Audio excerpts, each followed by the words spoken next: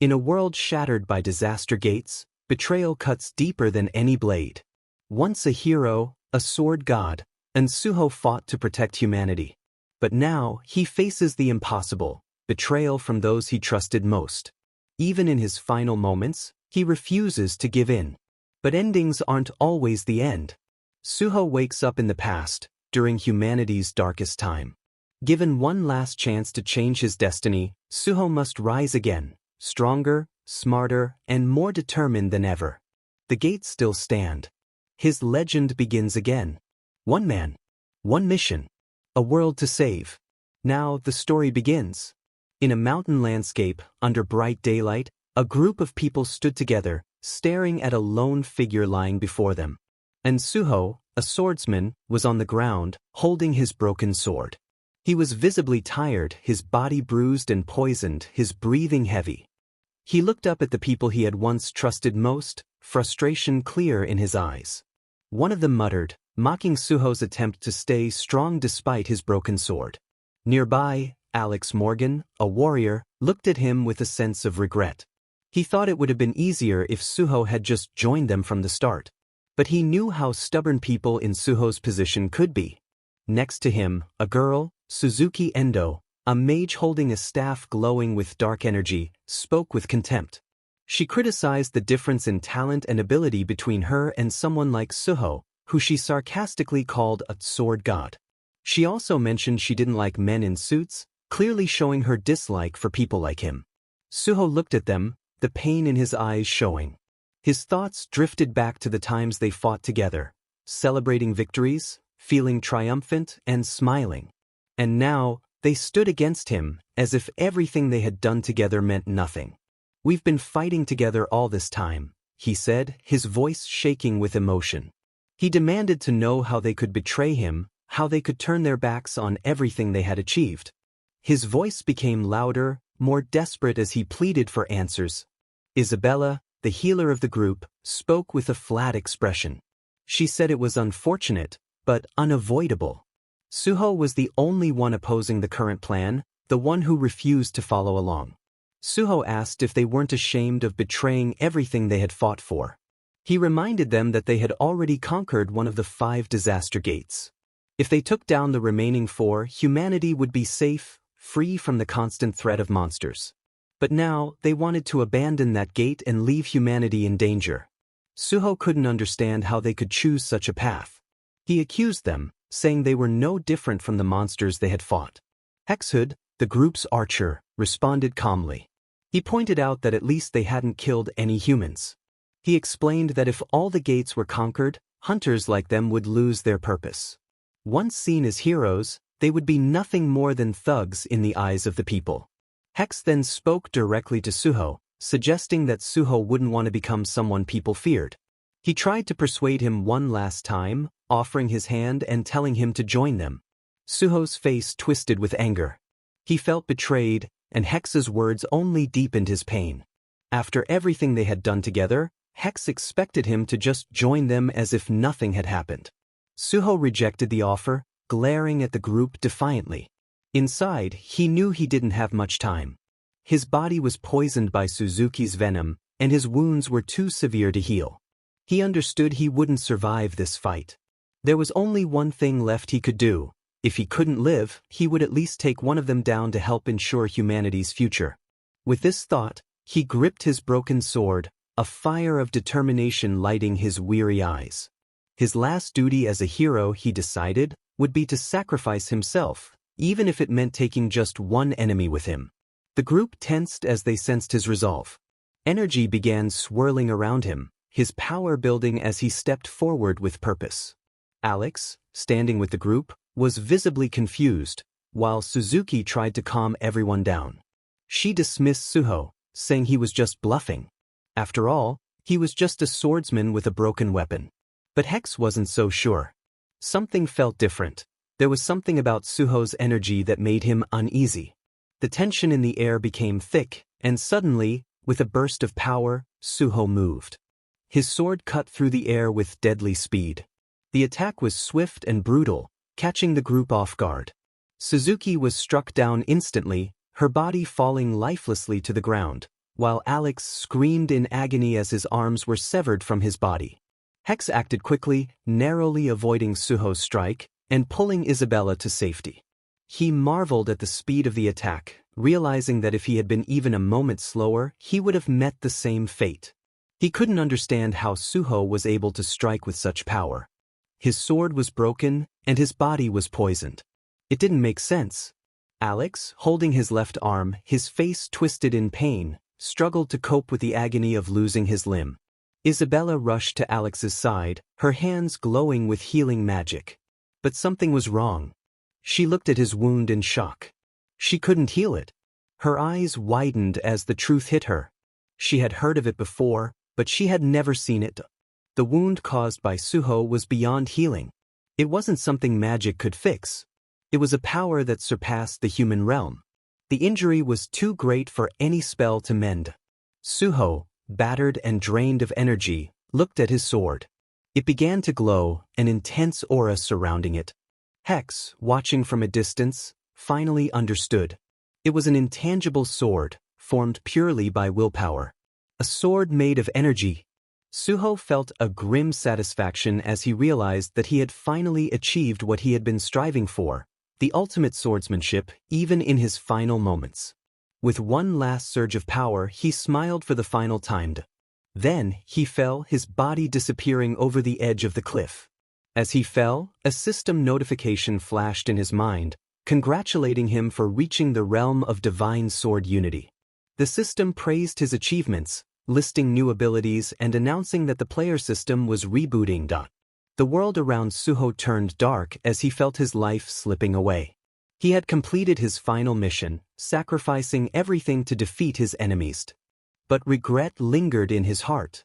He felt the cold, inevitable pull of death. Suddenly, the darkness faded, replaced by a blinding light. The light took the form of a city, one far different from the battle-worn cliffs where he had just met his end. Suho opened his eyes, disoriented. It wasn't the afterlife he had expected. Instead, it was a bustling, chaotic urban city.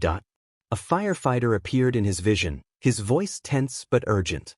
The man told Suho that he was injured and insisted on taking him to a safe zone. When the firefighter mentioned a gate outbreak, Suho's eyes widened in surprise. He thought for sure he had died back in that dungeon. As Suho was carried through the streets, he looked around, confused. Tall buildings towered over him, but the destruction was unmistakable. A massive explosion rumbled in the distance, sending debris flying across the street. He glanced at a station sign, and the name, Cinderim, flashed before him. The name struck him hard. Cinderim Station was once a location lost to a gate outbreak, contaminated during one of humanity's darkest times. Yet here he was, witnessing the same catastrophe all over again. As he struggled to understand his situation, a goblin appeared from the shadows of the gate. Suho murmured the words, Cinderim Station Gate Outbreak, under his breath, feeling the sheer impossibility of it all. Then, out of nowhere, an arrow sliced through the air, striking the firefighter carrying him. The man let out a strangled cry, collapsing to the ground. The chaos around them grew louder, goblins shrieking, their voices swallowed by the sounds of battle. The firefighter urged Suho to run, pointing to the safe zone he had mentioned. Suho's eyes narrowed, ready to face whatever came next. He spotted an axe nearby, leaning against a pile of debris. Without thinking twice, he grabbed it. He knew he had to act fast. There was no time to hesitate, not now. Despite the firefighter's frantic warnings, Suho swung the axe with effortless precision, honed from countless battles, and took down the goblin in one clean strike. Afterward, Suho glanced at his hands, expecting to see wounds or feel pain. But there was nothing. His hands were steady and unbroken. A sudden realization hit him. This was just like before, like when he had first awakened as a player. A system notification appeared in his mind, the words glowing brightly. It congratulated him for meeting the awakening conditions and urged him to become stronger.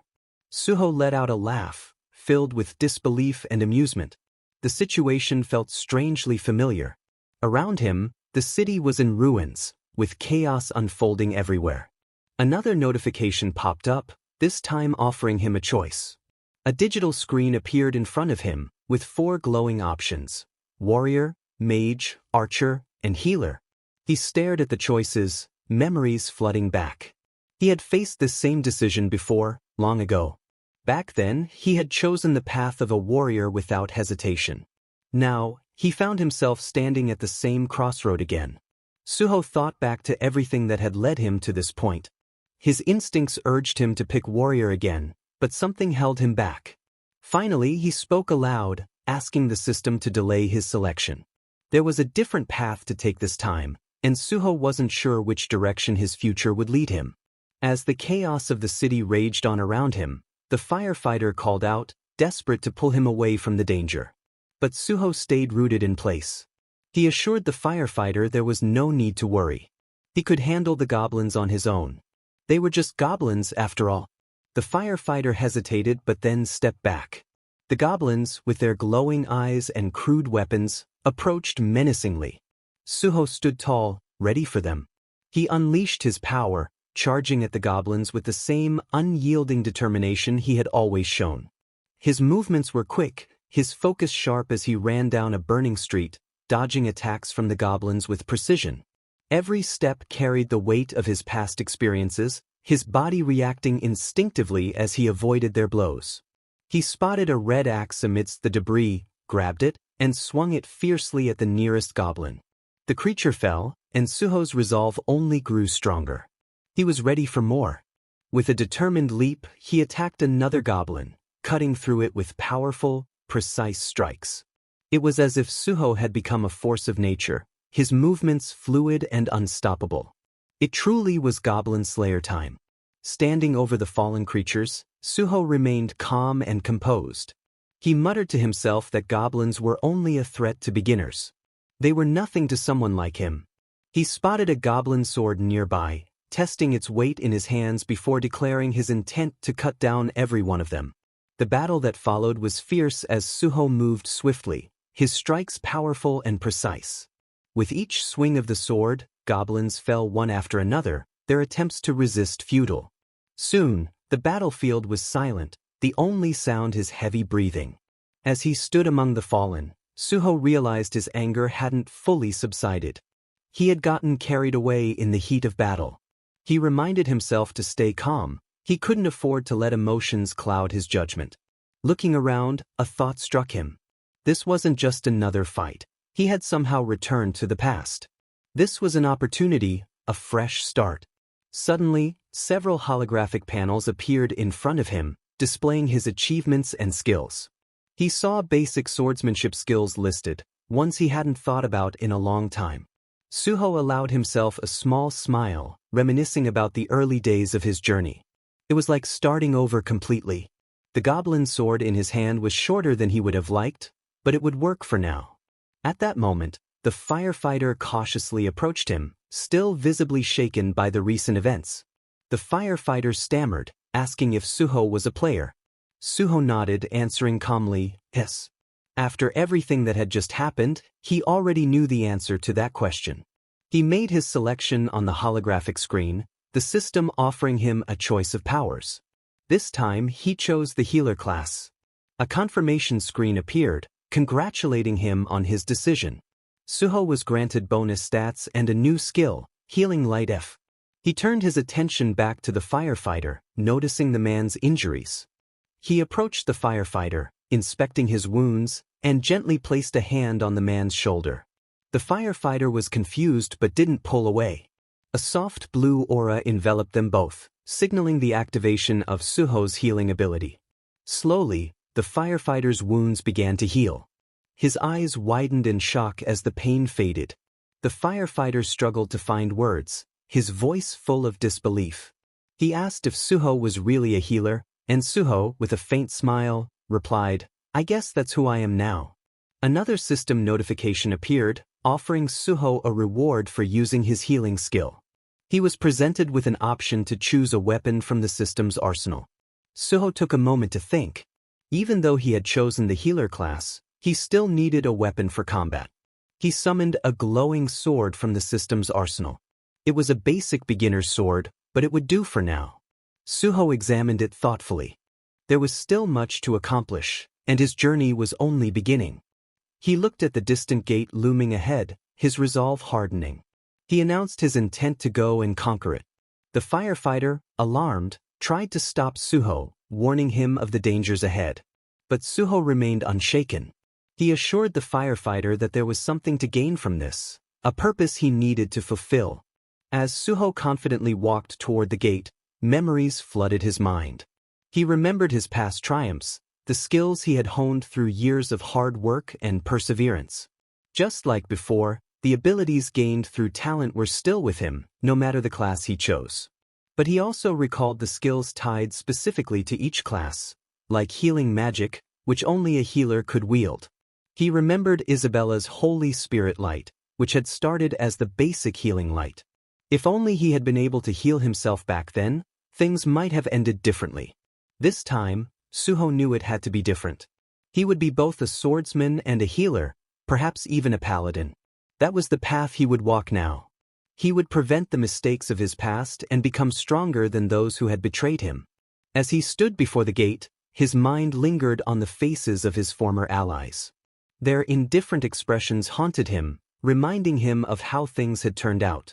He had to acquire skills faster, level up quicker, if he was to surpass his past self. This gate, a premonition gate, had nearly cost him his life before. But now he was ready. His skill level might be low for now, and the challenges ahead might seem overwhelming. But that was fine. The swordsmanship engraved in his memory remained strong. Suho was determined to start over and overcome his limitations. With fire in his eyes, he stepped toward the glowing, colorful portal. The past had given him a second chance, and he was ready to face whatever lay ahead. It was time to rewrite his story. Suho walked cautiously through the dense, wet forest, his steps muffled by the soft ground beneath him. He moved slowly, eyes scanning his surroundings with careful precision, alert for any danger lurking in the shadows. The thick foliage brushed against his body as he advanced, and then he noticed something, a creature lying motionless on the ground. It was a goblin, its body lifeless, a sign of the chaos that had unfolded here. He muttered to himself that the goblins, which had once been rampaging outside the gate as if they owned the world, were now all dead inside. It seemed the goblins had fled through the gate, escaping from something far more terrifying. Suddenly, a noise broke the stillness, and Suho froze. His eyes sharpened, focusing on the source of the sound, ready for whatever danger might come next. Suho's instincts proved right. The reason behind the goblins' frantic retreat soon became clear. Two hobgoblins emerged from the shadows, their eyes burning with hostility. One was level 10, the other level 12. Their bright red skin and muscular frames made them stand out as far more dangerous than regular goblins.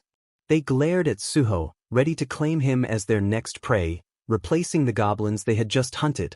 Suho smiled, unfazed by their aggressive presence. To him, they were still just goblins, no matter their size or the aura of menace they carried. With confidence, he stepped forward, preparing for the battle. The clash began as Suho met the hobgoblin's powerful strikes with his own. He dodged nimbly, but quickly realized that his sword barely made an impact. Their tough, reinforced skin was too strong for his current level to pierce. Suho knew that relying solely on strength wouldn't work. He had to find a way around their defense. If his physical attacks couldn't break through, he'd have to use his wits. The fight grew fiercer with each passing moment, but Suho focused on finding an opening. He needed to be clever, not just strong. And then he saw his chance. With a powerful leap, he soared into the air, his sword raised high. He aimed for one hobgoblin's vulnerable eye and struck with precision. The creature recoiled in pain and collapsed, falling before Suho could even react. Suho blinked, surprised. He hadn't intended to take it down so quickly, but his instincts had led him to victory. He sighed, reminding himself to be more careful with his force next time. But there was no time to second-guess. The battle wasn't over yet. A massive hobgoblin appeared from the distance, charging toward him. Its massive muscles bulged, and it moved with terrifying speed. Suho's gaze sharpened. This was his chance to push forward. Suho decided to make use of the hobgoblin's aggression. The creature lunged at him with a roar, but Suho dodged effortlessly. As he avoided each strike, he quickly realized he was growing more agile with every movement. His evasion was becoming more fluid, more natural. After several successful dodges, Suho felt a sense of improvement in himself. With each close call, his body moved quicker, more instinctively. The fight was becoming easier, and he knew that these small victories were shaping him into something stronger. Then, as the hobgoblin swung at him again, Suho blocked its blow with a sharp, precise parry. The strike was heavy, but he felt the movement come naturally, and the impact was absorbed perfectly. The hobgoblin paused, momentarily thrown off balance by the effective counter. Suho took a moment to reflect. He wasn't just surviving anymore, he was mastering his abilities. With a few more successful parries, Suho felt an undeniable shift in his confidence. He had turned the battle around. Despite being outmatched in strength, he was outmaneuvering his opponent with skill and precision. The hobgoblin seemed to be tiring, its attacks growing slower and more predictable. Suho knew that with this new edge, he had the upper hand. Suho studied his fallen opponent, noting the hobgoblin's unsteady stance. Frustration was evident in its movements, and Suho knew the moment had come to end the battle. With unwavering confidence, he faced the creature, his resolve clear. He had gained the experience he needed, and now, it was time to finish what he had started. With a swift movement, his sword sliced through the air. The hobgoblin let out a strangled cry before collapsing, defeated at Suho's feet. Sunlight streamed through the dense forest, casting a warm glow over the fallen creature. Suho stood over the body, his gaze cold and focused. But there was no time for rest. He knew there were more enemies to face, more challenges ahead. He spoke aloud, his voice steady and resolute. "I'm ready to earn some real experience now." Meanwhile, outside the gate, a group of hunters gathered, their voices filled with annoyance. One of them muttered about someone barging into the gate without permission, their frustration mounting. They speculated about which faction the lone player might belong to, and one joked that if the player ended up dying inside, it would become a legendary tale. Elsewhere, two men in suits stood on a cracked city street, speaking with the firefighter who had encountered Suho. The men seemed confused and irritated, demanding more details about the person who had entered the gate. The firefighter described Suho, how he was a beginner player who had taken on a group of goblins alone and even healed the firefighter's wounds before entering the gate. He repeated Suho's words, that the young man had something to gain from this. The two suited men surveyed the scene around them. Goblin corpses littered the street, the aftermath of a battle they hadn't even been a part of. One of them stood still, staring in disbelief. They hadn't arrived late, yet the goblins had already been dealt with, and the person responsible was, of all things, a healer. The thought seemed almost absurd to them, but the evidence was undeniable. The goblin bodies lay scattered around, proof that a healer had gone into the gate alone and wiped them out. It didn't make sense. One of the men pondered aloud, gazing at the city as his expression grew serious. If all that was inside the gate were just goblins, then the challenge can't be that great. But still, it's strange. He's a healer, yet not a scratch on him. He wiped out all those goblins without breaking a sweat. What exactly is going on? Unease settled over him as he continued to inspect the destruction around him. Something about the situation didn't add up, and he couldn't shake the feeling that there was more to the healer than met the eye. The suited man stood amidst the destruction, his mind racing. It felt reckless, almost as if the healer had charged in without a clear plan. But the results spoke volumes. He couldn't ignore what he'd seen. The goblins were dead, and a healer had done it. What if, just what if, this healer succeeded in clearing the gate? What would that mean? Urgency flashed across his features as he turned to a subordinate nearby. His voice was sharp with authority as he issued his orders. Any change in the gate, report it immediately. If anyone emerges, you let me know. No delays. The subordinate nodded, taking off at once, while the suited man pulled out his phone. His mind was made up.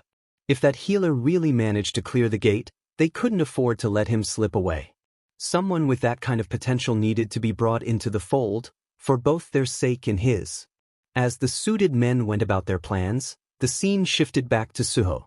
He was deep in the heart of the forest, the air thick with magic and danger.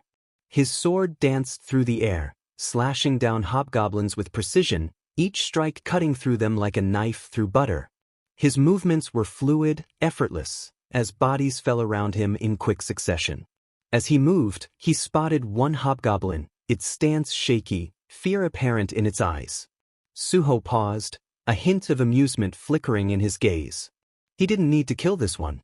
Instead, he decided to give it a chance to run.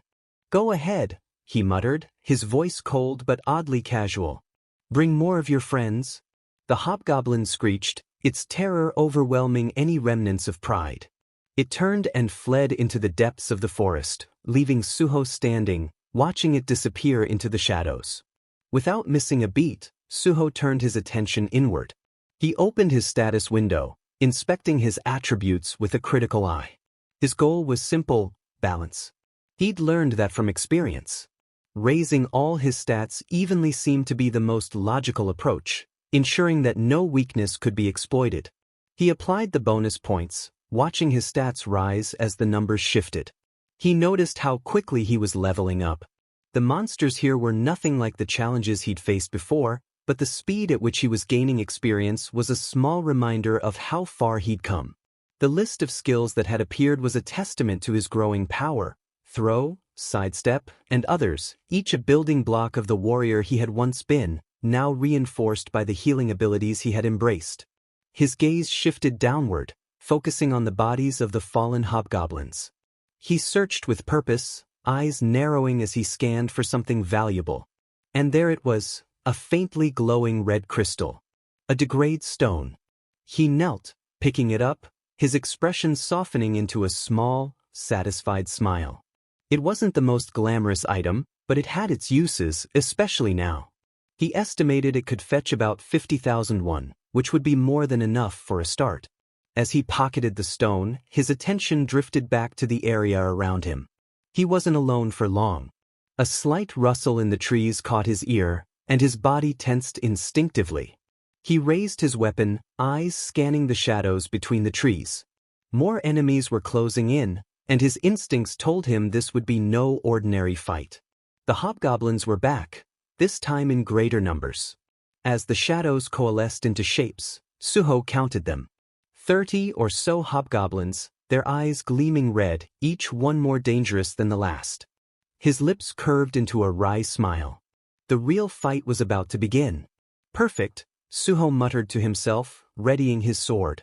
"Time to level up before the boss shows up." The hobgoblins advanced, their growls filling the air as they circled him. It was exactly the kind of challenge he had been hoping for: more experience, more skills to master, and perhaps, just maybe, a chance to test his new healing abilities in battle. He gripped his sword tighter, prepared to take on the swarm that was fast closing in. This time he would be ready. The hobgoblins charged at Suho, but he stood his ground and faced them directly. With skill and speed, he avoided their attacks while striking back with deadly precision. His hits were strong, and his sword easily cut through his enemies. The hobgoblins didn't stop attacking, but Suho stayed calm. He moved like a force of nature, focused on ending the fight quickly. One by one, the hobgoblins fell, each letting out a painful scream before collapsing. During the battle, a new, powerful attack came at him. A bigger hobgoblin joined the fight, swinging a massive axe toward him. Suho smiled and easily blocked the strike. This was the one he had been waiting for. The giant hobgoblin, with a twisted face and dark presence, stepped forward.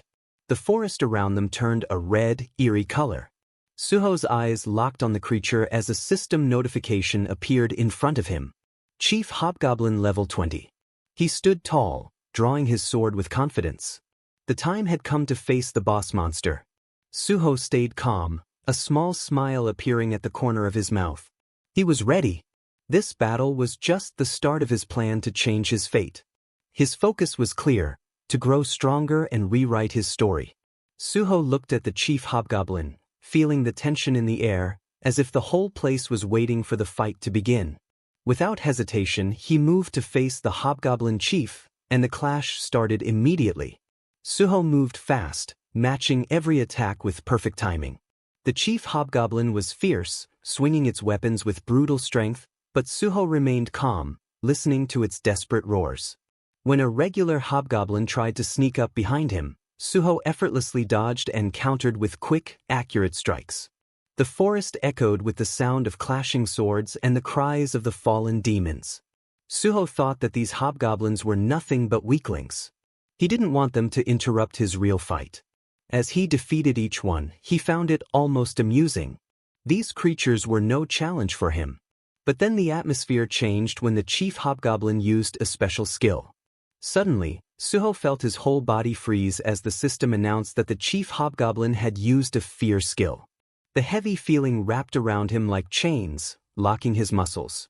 Suho realized the danger. The higher the enemy's level, the stronger the fear effect became. It was a skill designed to paralyze him, to stop him completely. Suho gritted his teeth, realizing he had nothing in his inventory to counteract such mental attacks. No skills. No items. But Suho refused to be weak. Even without any special abilities, he knew how to overcome it. His eyes grew steely as he made a choice, gripping his sword so tightly that his hands began to bleed.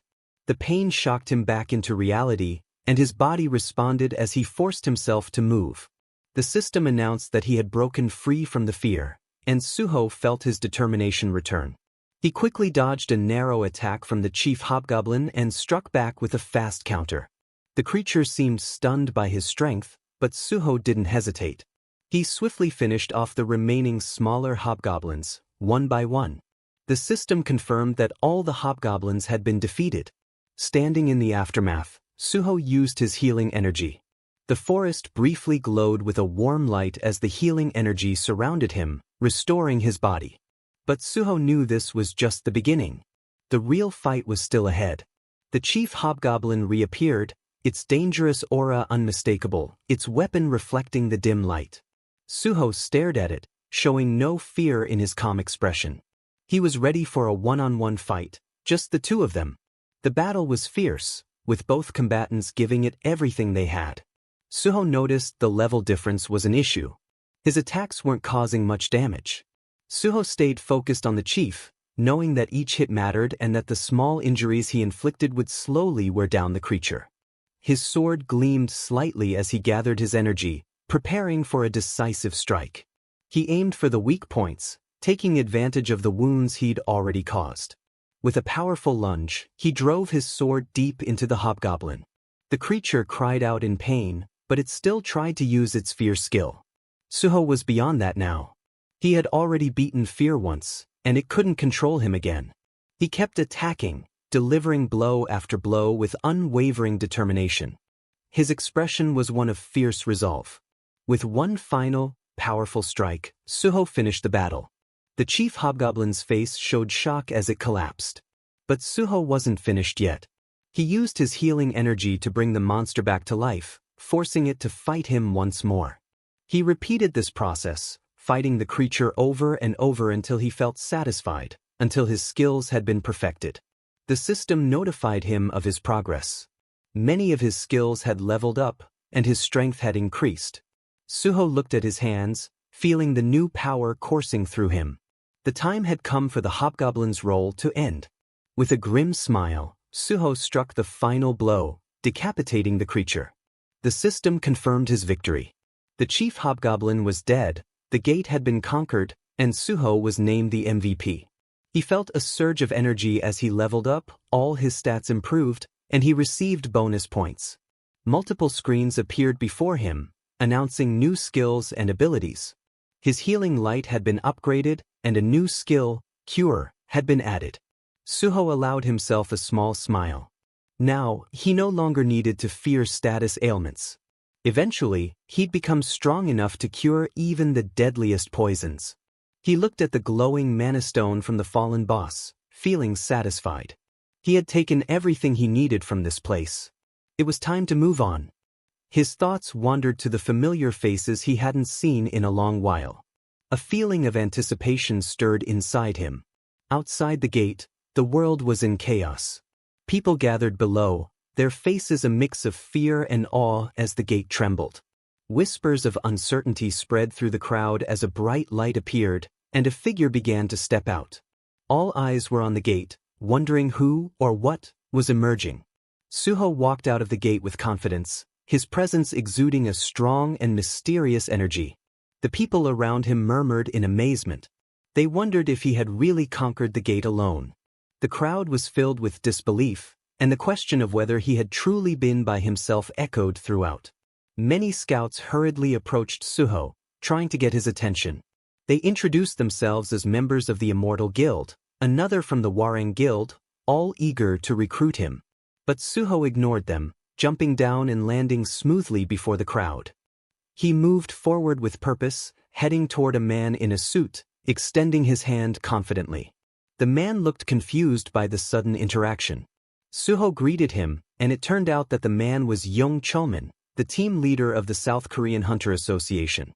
Another man in a suit, standing beside ᴄᴘᴘ, asked if he knew Suho, but ᴄᴘᴘ admitted that he had no idea who this person was. He was genuinely confused. Later, as the sun began to set, the scene shifted to a large building marked as the South Korean Hunter Association. Inside an office, ᴄᴏᴘᴘ sat at his desk, facing Suho. ᴄᴘᴘ appeared lost in thought, trying to remember their first meeting. He recalled when Suho had greeted him confidently and shook his hand. Suho introduced himself and mentioned that he had business with the association, specifically that he was planning to get a hunter's license. ᴄᴘᴘ was taken aback. Issuing a hunter's license was a serious process, and from what he could gather, this wasn't just a renewal. It seemed that Suho was an unregistered hunter. ᴄᴘᴘ's mind raced as he thought about what that meant. Suho was a newly awakened player, and considering his abilities, it was surprising. The healer class was often seen as the weakest among the 4 main class categories, yet Suho had managed to conquer a gate on his own. As ᴄᴘᴘ examined Suho's hunter aptitude test results, they appeared more like those of a warrior than a healer. This caught his interest. Suho, calm and casual, ate something while waiting for ᴄᴘᴘ's response. Noticing ᴄᴘᴘ's hesitation as he looked over the results, Suho asked if there was a problem. ᴄᴘᴘ reassured him, saying there was nothing to worry about. He confirmed Suho's name, on Suho, and began asking about his background. ᴄᴘᴘ was curious about what Suho had done before becoming a hunter. Suho explained that he was a college dropout. When ᴄᴘᴘ probed further, Suho admitted he hadn't done well in college. He smiled lightly, making the statement seem less serious. ᴄᴘᴘ wondered if he had been a medical student, but Suho revealed that he had studied physical education instead. This only confused ᴄᴘᴘ further. Usually, healers came from medical backgrounds, so it was unusual for someone with a physical education background to choose the healer path. ᴄᴘᴘ then asked why Suho had chosen healing over becoming a warrior or an archer. Suho smiled again and said it was because he hated getting hurt. His answer was simple but unexpected, and ᴄᴘᴘ couldn't help but find it amusing. His curiosity grew, and he couldn't hold back any longer. He asked Suho how he had managed to conquer the gate alone. Suho thought back to the events, remembering his battle with the hobgoblin. He explained that there hadn't been much of a plan or strategy. When he entered the gate, a hobgoblin attacked him, and he fought back just to survive. ᴄᴘᴘ was startled when he heard the mention of the hobgoblin.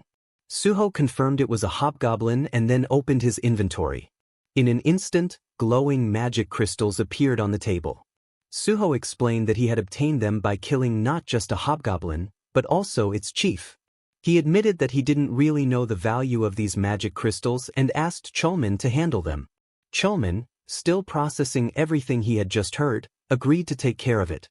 He picked up one of the crystals and began preparing it for processing, his shock still lingering, but he focused on the task at hand. ᴄᴘᴘ then turned to Suho and asked if he was truly committed to becoming a hunter. Suho confidently confirmed that he was. He had made that decision the moment he awakened as a player. ᴄᴘᴘ couldn't help but comment on how significant that decision was. But in his mind, he felt it was somewhat impulsive. He asked Suho if there was a specific reason behind his choice. Suho smiled and noticed that ᴄᴘᴘ wasn't very good at hiding his thoughts. The conversation grew more serious as Suho explained his reasons for wanting to become a hunter. He told ᴄᴘᴘ that he had lost his entire family due to gate shock. Suho hated monsters and gates deeply. He believed becoming a hunter was his way of fighting back. He admitted that entering the gate alone had been an emotional choice, driven by his desire to relieve his own frustration. However, killing the monsters hadn't given him the peace he sought. The pain in his heart was still there. Suho realized that his true purpose was more than just killing monsters. He wanted to make sure no one else would have to suffer the way he had. He wanted to protect people from losing their loved ones to monsters.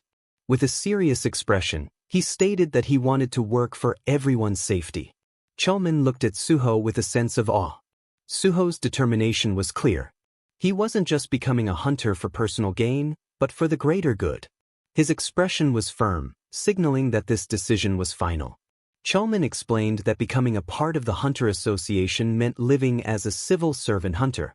He pointed out, with a slight hesitation, that their pay was much lower compared to what hunters made in private guilds. It wasn't just a small difference. The pay was significantly lower. Suho listened attentively, his expression calm but resolute. When it was his turn to speak, Suho made it clear that he already knew about the lower pay. But for him, what mattered more than money was something else. He valued the free access to various gates, the priority to conquer them, and the authority that came with being part of the South Korean Hunter Association. He also wanted the power to impose strict punishments for player crimes, something only the association could truly offer. ᴄᴏᴘ blinked in surprise at Suho's words, genuinely curious. He asked what exactly Suho meant by wanting those privileges. ᴄᴏᴘ thought to himself that most people would probably prefer to work in an office rather than go out and conquer gates. He leaned back, surprised by what he was hearing, and wondered aloud if such things were even possible. ᴄᴏᴘ clarified that while the Hunter Association did have the rights to conquer various gates, those rights were often auctioned off to private guilds. The reasoning was simple. There was no logic in risking one's life to attack dangerous gates for a low government salary. He continued, saying that people often viewed becoming a hunter civil servant as a form of altruism. However, most people pursued the civil servant hunter role for the stability it offered, choosing administrative work over actually entering gates. ᴄᴏᴘ explained that most civil servants would do anything to avoid the gates, but Suho was different. Suho wasn't just interested in stability or pay. He spoke passionately about public safety and was clearly someone willing to work directly in the field. ᴄᴏᴘ found himself in awe. He saw Suho as the perfect civil servant hunter, someone who truly cared about protecting people, a real embodiment of patriotism. He was exactly what the association needed. ᴄᴏᴘ couldn't help but feel overwhelmed. Half-jokingly, he admitted that he was so happy it almost made him dizzy. Suho, noticing ᴄᴏᴘ's reaction, leaned forward with concern and asked if he was all right. ᴄᴏᴘ quickly composed himself, cleared his throat, and adjusted his posture. He confessed that it had been a long time since he'd met someone like Suho. He assured him he would handle the paperwork and identification needed. ᴄᴏᴘ then explained that to officially join, Suho would need to complete the hunter exam, which included an aptitude test, a written exam, and a practical exam. However, there was a catch. ᴄᴏᴘ's expression shifted slightly as he explained that registration for the current year's exam had already closed, and the exam day was actually tomorrow. Suho's eyes widened in shock. But before Suho could fully worry, ᴄᴏᴘ remained calm and smiled confidently. He reassured Suho that if he was interested, he could still register him as an exception. Suho's face lit up with excitement, and he quickly asked if that was really possible. ᴄᴏᴘ nodded, explaining that it was allowed within the existing rules. Since Suho had conquered a gate alone, they could report it to the higher-ups and get approval for his late registration. ᴄᴏᴘ then became more serious. He admitted that he recommended Suho because of his clear talent, but he also pointed out the challenge ahead. He explained that preparing for both the written and practical exams in just one day would be tough. While ᴄᴏᴘ wasn't concerned about Suho's physical performance, given his impressive skills, he did have doubts about the written part. Suho clenched his fist, showing his determination. ᴄᴏᴘ, still concerned, repeated his worry about the written exam, but Suho leaned forward, his voice strong and confident. He asked ᴄᴏᴘ to go ahead and register him, assuring him that he was ready for the challenge. ᴄᴏᴘ blinked in surprise but nodded, impressed by Suho's resolve. Suho continued, saying that it was a good idea to take the exam at least once for the experience, especially with the chance he had now. He added that it was just a test, and even if he failed, he could always take it again next time. ᴄᴏᴘᴘ couldn't help but admire Suho's bravery. With a slight smirk, he shook his head and remarked on what a brave man Suho was. ᴄᴏᴘᴘ then informed Suho that he could check his aptitude test result today. Suho thanked him for the information but hesitated for a moment before admitting that he didn't have the money for the registration fees. Suho asked if ᴄᴏᴘᴘ could handle the magic crystal transaction right away. ᴄᴏᴘᴘ nodded quickly, adjusting his tie, and promised to take care of it while also checking Suho's aptitude test.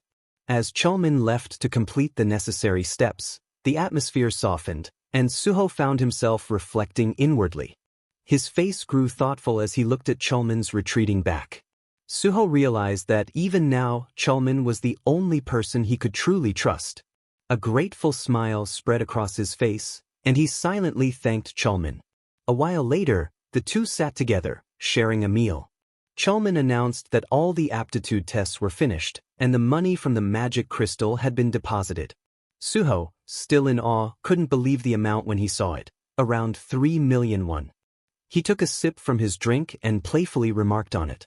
ᴄᴏᴘ, a bit embarrassed, admitted that as a civil servant hunter, he received certain tax exemption benefits for magic crystals. Suho's eyes widened, impressed, and eagerly asked if it was really duty-free. Then, with a hopeful expression, he asked if he could ask one more favor. ᴄᴏᴘ, curious, asked what it was. Suho explained that he had heard the association had a library containing workbooks and reference materials for the upcoming test. Even though it was late and the test was tomorrow, Suho felt the need to cram as much as possible. He hesitated for a moment, then asked if it would be all right for him to study in the library.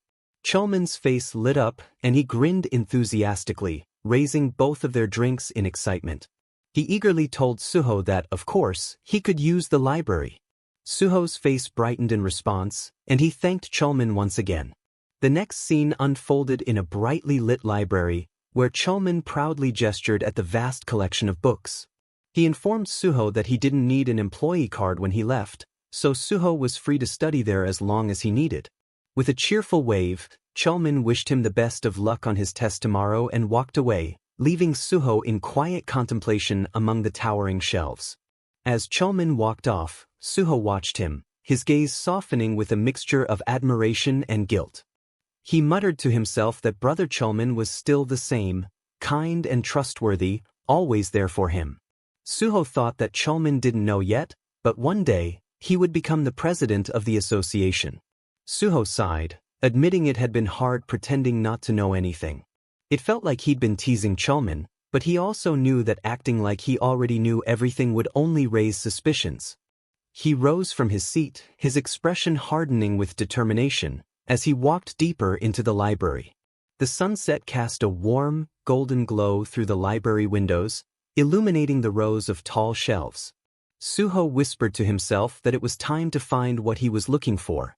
As Suho moved through the labyrinthine aisles of the library, scanning the spines of countless books, his mind wandered back to the major events that would unfold in the future. He knew the general outline, but he also knew he couldn't remember every single detail. After all, he was still human. He came to a particular shelf and stopped, pulling out a large, ancient-looking tome that had intricate patterns etched into its cover. He couldn't help but comment on how massive the book was. Suho opened it, revealing pages filled with cryptic symbols and foreign text. He recalled how he had once tried to extract information from this very book before. As his eyes skimmed the pages, something strange happened. The text began to glow softly, and a message appeared. The system informed him that the book was from another world. Suho focused on the words, noting that a single sentence had appeared, along with hints of different ways to interact with the book. With a mix of awe and concentration, Suho raised the book above his head, an aura of mystery surrounding him as the symbols shimmered. He then placed the book on his head, as it was said to be the way to use it. But after a few moments, frustration showed on his face. Why wasn't it working? He had been told this was the method, yet nothing seemed to happen. Just then, a notification popped up, and the system's voice announced that the Library of Memories was interested in his story. The book's pages began to turn on their own, glowing with a purple light that illuminated the entire room. The system's message continued, stating that the Library of Memories was inviting him. The book released an intense magical glow, and Suho stared in awe, sensing the magnitude of the moment. Finally, the system declared, "Welcome to the Library of Memories." The Library of Memories opened before Suho, and its grand book radiated a wave of shimmering magic that filled the entire space with blinding light. Suho stood still, fully aware of the significance of what was about to happen. This book was an artifact with the power to make a person remember everything they had seen and heard, including the painful memories that most people would choose to forget. Suho knew well that the human mind relied on the process of forgetting to survive. Endless vivid memories could easily become overwhelming. But Suho was willing to shoulder that burden. He knew that obtaining the Library of Memories came with a price, the curse of remembering everything. Yet, that curse was exactly what he needed. He was ready to take on even the most painful memories if it meant achieving his goals. He recalled the girl who was originally meant to acquire the skill, the one who was supposed to become the Hexagon Guild manager. She had once worked for the Korean Hunter Association before joining the Hexagon Guild. Suho remembered the story of how she had accidentally obtained the skill of the Library of Memories. Late one night, while studying in the library, she had used the book as a pillow, simply because sleeping face down was uncomfortable. It had been an innocent mistake, but it had forever changed her life. By sheer chance, she had gained the ability. Suho thought back to how he had learned about it from her, and a small smile tugged at his lips. He already planned to treat her to a meal the next time they met. She deserved at least that much. Without warning, a glowing system notification popped up before him, asking if he would be willing to donate his story to the Library of Memories. Suho paused for a moment, considering the immense power now within his reach. The library had the ability to store everything, even the small, overlooked moments of his past that would normally be lost to time. Suho clenched his fist, making up his mind to accept the offer.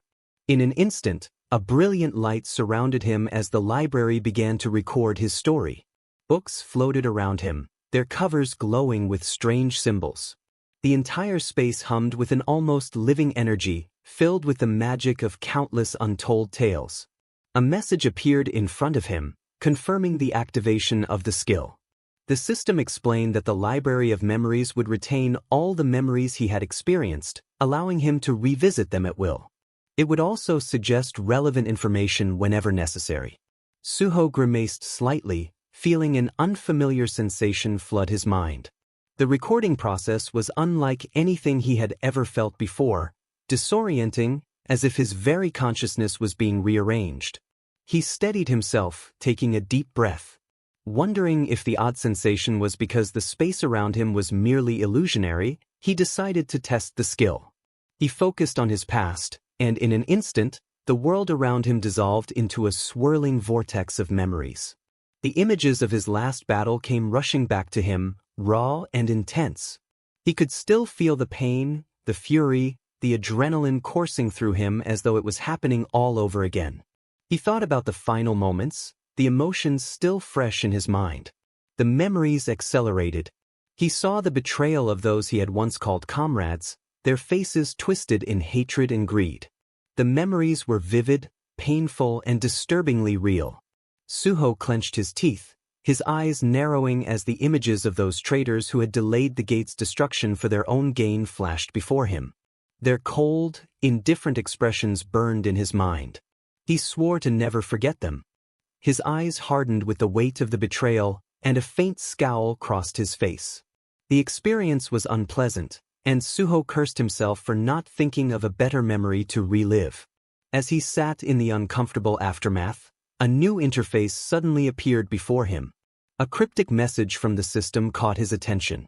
He frowned, puzzled by the unfamiliar notification. What was this? He squinted at the message, confusion spreading across his features. Then the interface shifted, and a new announcement flashed. The system informed him that it would grant him the opportunity to become stronger as the first to reach the realm of the transcendent, but only if he allowed the system to reboot his player status. Suho stood tall, his figure framed by the swirling light. The word rebooting echoed in his ears, sending a chill through his spine. It was almost impossible to believe. As the light slowly faded, Suho found himself back in the vast, quiet library. The shelves around Suho glimmered with latent power, the weight of countless lives and experiences filling the air. As the realization sank in, he nodded slowly to himself. The system had sent him back to the past. He recalled his previous journey, reaching the unity of the divine sword, acquiring his first SS-grade skill, and now, here he was again at the starting point. His fingers brushed his chin as he fell into deep thought. Since he was the first to reach the transcendent state, the system was giving him another shot, something that had never even crossed his mind before. He paused, wondering if this return to the past was truly a coincidence. His fists clenched, resolve hardening in his chest. Whether by fate or design, he had returned. This time, not only could he prevent the events that had befallen him, but he could also prevent the chaos of the unpredictable gates, which had caused so many casualties in the past. With a deep breath, Suho's gaze sharpened. He had to make the most of this opportunity. The thought crossed his mind that perhaps he could conquer the gates faster this time. He couldn't afford to waste any time. He stepped into a taxi, determination driving every motion. As the taxi sped through the streets, Suho's resolve deepened. Whatever the cause, this was his chance, and he would take full advantage of it. The gates had caused enough damage before. Now, he could stop it from happening. He stepped out of the taxi, his fists tight with determination. He couldn't waste time. Not this time. His gaze hardened with purpose as he walked toward his goal. Soon, Suho stood before a grand building, its lights cutting through the night like a beacon. Nexus. His eyes narrowed as recognition settled in. It was the private hunter academy, Nexus. He had arrived. Inside the brightly lit reception area, Suho walked confidently up to the front desk. The receptionist looked up from her work with a smile, asking what had brought him to the academy that day. Suho replied calmly, stating that he needed to meet Director Kim Soo-ae. The receptionist's eyebrows lifted slightly, a note of surprise in her voice as she asked if he had an appointment.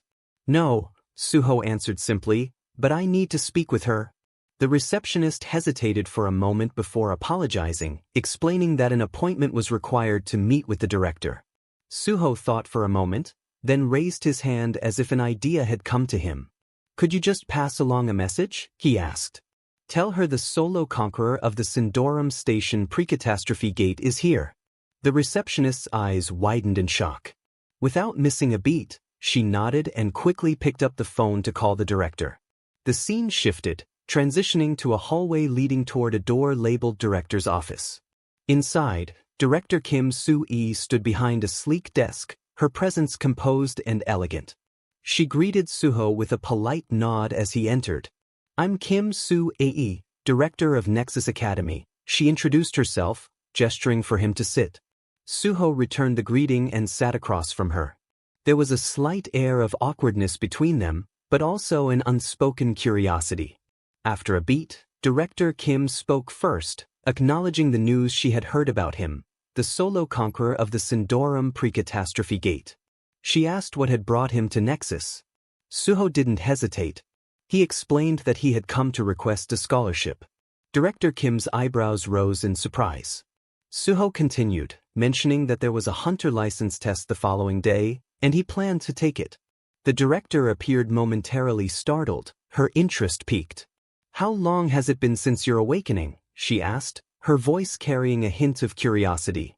When Suho told Director Kim that he had awakened just that very day, her eyes widened in disbelief. She quickly began flipping through the documents on her desk, as though trying to make sense of the information she had just received. Her voice stumbled for a moment, caught between surprise and confusion. "So, you're an unregistered hunter," she began, as if confirming the facts with herself, "who awakened today, and you intend to take the hunter license test tomorrow? And you're also the solo raider of the pre-catastrophe gate in Sindorum." Suho nodded, his expression calm and steady, confirming that she had understood correctly. As he did, his thoughts drifted back to the connection he had at the Hunter Association, someone who had made it possible for him to register for the test despite the unusual circumstances. Director Kim leaned back in her chair, her gaze sharpening as she observed Suho more closely. There was a weight in the air, an intensity that she didn't often feel with candidates. Suho, without hesitation, made his request clear. He planned to aim for the top position in the test and, if successful, he asked for her to grant him a Nexus scholarship. Suho's confidence didn't falter, and as he spoke, his resolve was palpable. Director Kim's eyes narrowed as she considered the proposal, her thoughts weighing his words carefully. After a beat, she responded with a mix of challenge and intrigue in her voice, her tone implying that if he succeeded, the scholarship would indeed be well earned. The two locked eyes, the room falling into a tense silence. Both Suho and Director Kim seemed to be sizing each other up, each unwilling to back down from the silent challenge that hung in the air. There was a mutual understanding between them, a shared conviction that would shape the path forward. The moment was charged, and Suho knew that this was just the beginning of the journey he had set in motion. Suho spoke with confidence, suggesting that Director Kim should definitely give a scholarship. He seemed sure of himself, even though it might be hard for a complete beginner to come first in the exam. But he wasn't just a beginner, he was an experienced hunter who had already conquered many gates. Now, though, it was up to Director Kim whether she chose to believe him. Director Kim adjusted her glasses and pointed out the difficulties ahead, mentioning that the hunter test was very different from conquering a gate, even if it was something never seen before. She showed Suho a report with statistics about the hunter test, explaining that the average pass rate was under 20%, and this year's pass rate was only 15%. Suho just smiled at this. Then he made a suggestion.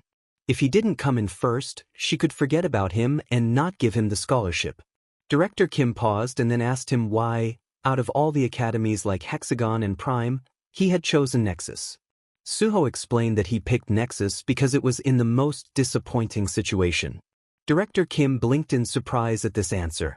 She might have wanted to slap him for his boldness.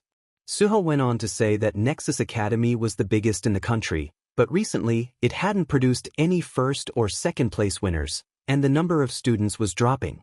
Director Kim sighed, admitting that this was true. As Director Kim adjusted her glasses, she thought about what Suho had said. They really needed to show better results, but there was no outstanding student yet. What if she accepted Suho's offer, and he actually came out on top? The one who conquered the Syndrome Station Gate and passed the Hunter test with the highest score. If news like that spread, Nexus Academy would benefit a lot. It was an attractive idea. Then, there was just one more thing to figure out. Director Kim asked Suho how much money he expected from the scholarship. Suho asked how much the scholarship for the top student was. Director Kim explained that the top student would get a full refund of their tuition fees for the year, plus a 30 million won congratulatory bonus. On top of that, the top student could immediately join the Nexus Guild if they wanted. Suho nodded in approval. It was exactly what he expected from the largest academy. However, Director Kim suspected that Suho might not have expected such a large amount. She casually asked him how much he would honestly want. Suho thought for a moment, then smiled. He suggested 300 million won, considering the rewards of being the top student and the size of Nexus Academy. He pointed out that 300 million won wasn't much for a big academy like Nexus. Director Kim looked surprised at the amount, but after a moment, she nodded, agreeing to his proposal. All right, Director Kim said, nodding. She made an offer to Suho. If he passed as the top test taker, she would pay him 300 million won. She suggested they draft a contract, and for now, she asked Suho to take a look around the academy. The scene shifted to a new location near a clock tower, as evening turned into night. Suho admired the sight of the vast academy grounds, thinking about how huge Nexus was. It seemed even bigger than an amusement park. He realized that once he enrolled, he wouldn't have to worry about anything. Nearby, a man laughed, clearly excited about the academy, saying it was the largest in South Korea. As Suho and the man walked together, Suho's thoughts wandered. He noticed someone off in the distance, training on the playground. It was hard to see clearly, but it looked like a student. The man guiding him commented that the person training was Daehan, the most dedicated student. Suho raised an eyebrow and asked, "Is he training like that every day?" The man nodded, confirming that Daehan trained at this hour regularly. Suho watched as Daehan practiced with a weapon, swinging it precisely. The man called out to Daehan, reminding him that while practice was important, he also needed to take care of his body. Daehan turned toward them, smiling confidently, and said that, as a third-year student, he needed to work even harder. Suho watched Daehan closely and immediately recognized him. He remembered forming raid parties with Daehan in his previous life. Back then, Daehan had become the top tanker in the country, famous for his incredible mental strength and defense. It was unfortunate that the role of pure tankers had faded over time. Suho's eyes fell on the battle axe Daehan was holding. It was different from the shield that had suited him so well in the past. It seemed Daehan hadn't yet found his true calling. Suho saw this as an opportunity. Since Daehan would eventually join Nexus in the future, Suho thought it would be smart to connect with him now and later bring him into the Korean Hunter Association. Suho smiled and introduced himself as An Suho. They exchanged greetings, and Suho looked at the battle axe Daehan was holding. With curiosity, he asked if Daehan planned to use the axe as his main weapon. Daehan looked a bit unsure but explained enthusiastically that he aimed to be a melee user. Daehan had consulted others, and they had recommended the battle axe. They told him that weapons like that needed to match one's physique from the beginning, and in terms of destructive power, nothing could match a battle axe. Suho then asked if Daehan had only been using the battle axe, and Daehan nodded. He admitted that he was a bit slow to learn and that it had taken him 2 years to become proficient with it.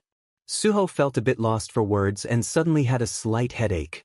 He thought to himself that the real problem was that the battle axe didn't match Daehan's natural abilities. He wasn't sure if it was persistence or just stubbornness, but Daehan should have switched weapons earlier if he wasn't improving. Daehan noticed Suho was deep in thought and asked if something was wrong. Suho, still serious, thought about how the largest academy in the country seemed surprisingly lax. He then suggested Daehan should use a weapon he felt comfortable with. After all, players could adjust their stats, and with the skill correction effect, they could quickly improve proficiency. Suho pointed out that the battle axe didn't seem to suit Daehan.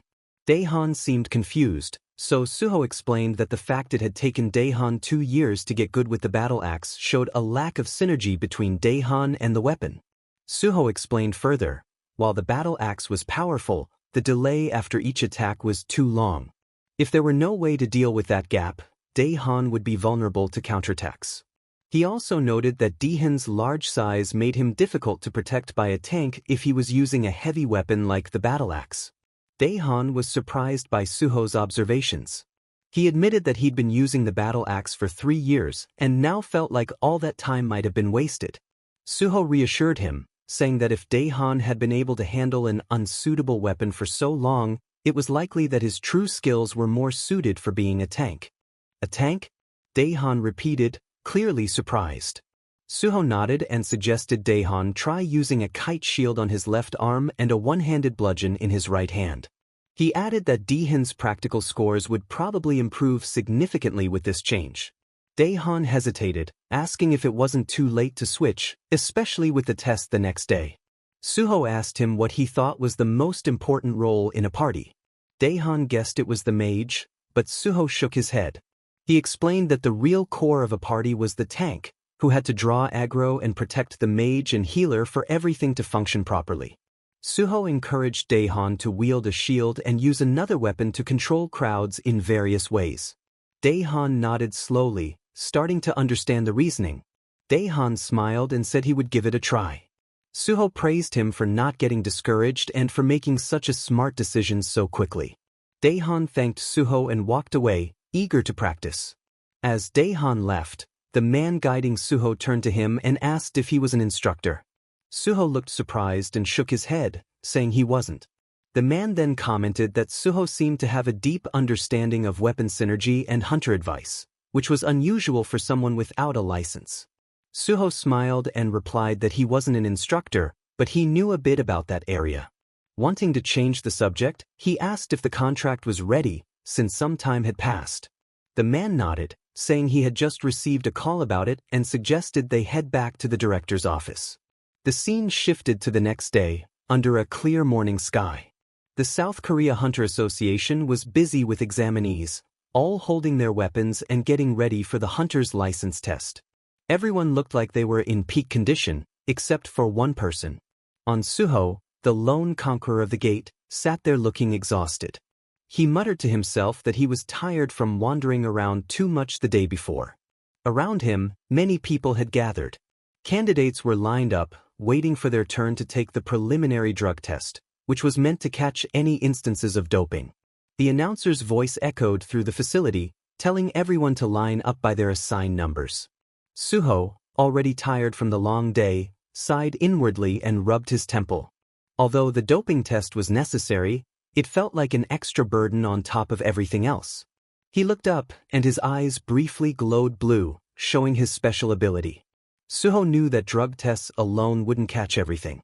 Those who cheated often use skill buffs, not just conventional drugs, to gain an unfair advantage. His eyes scanned the room, and he noticed a glow around several people, indicating that they had been buffed far beyond the normal level 5 of a test taker. These weren't just average candidates. Their magical energy was much stronger because of the buffs. A system notification flashed before his eyes, congratulating him on mastering magic detection rank B.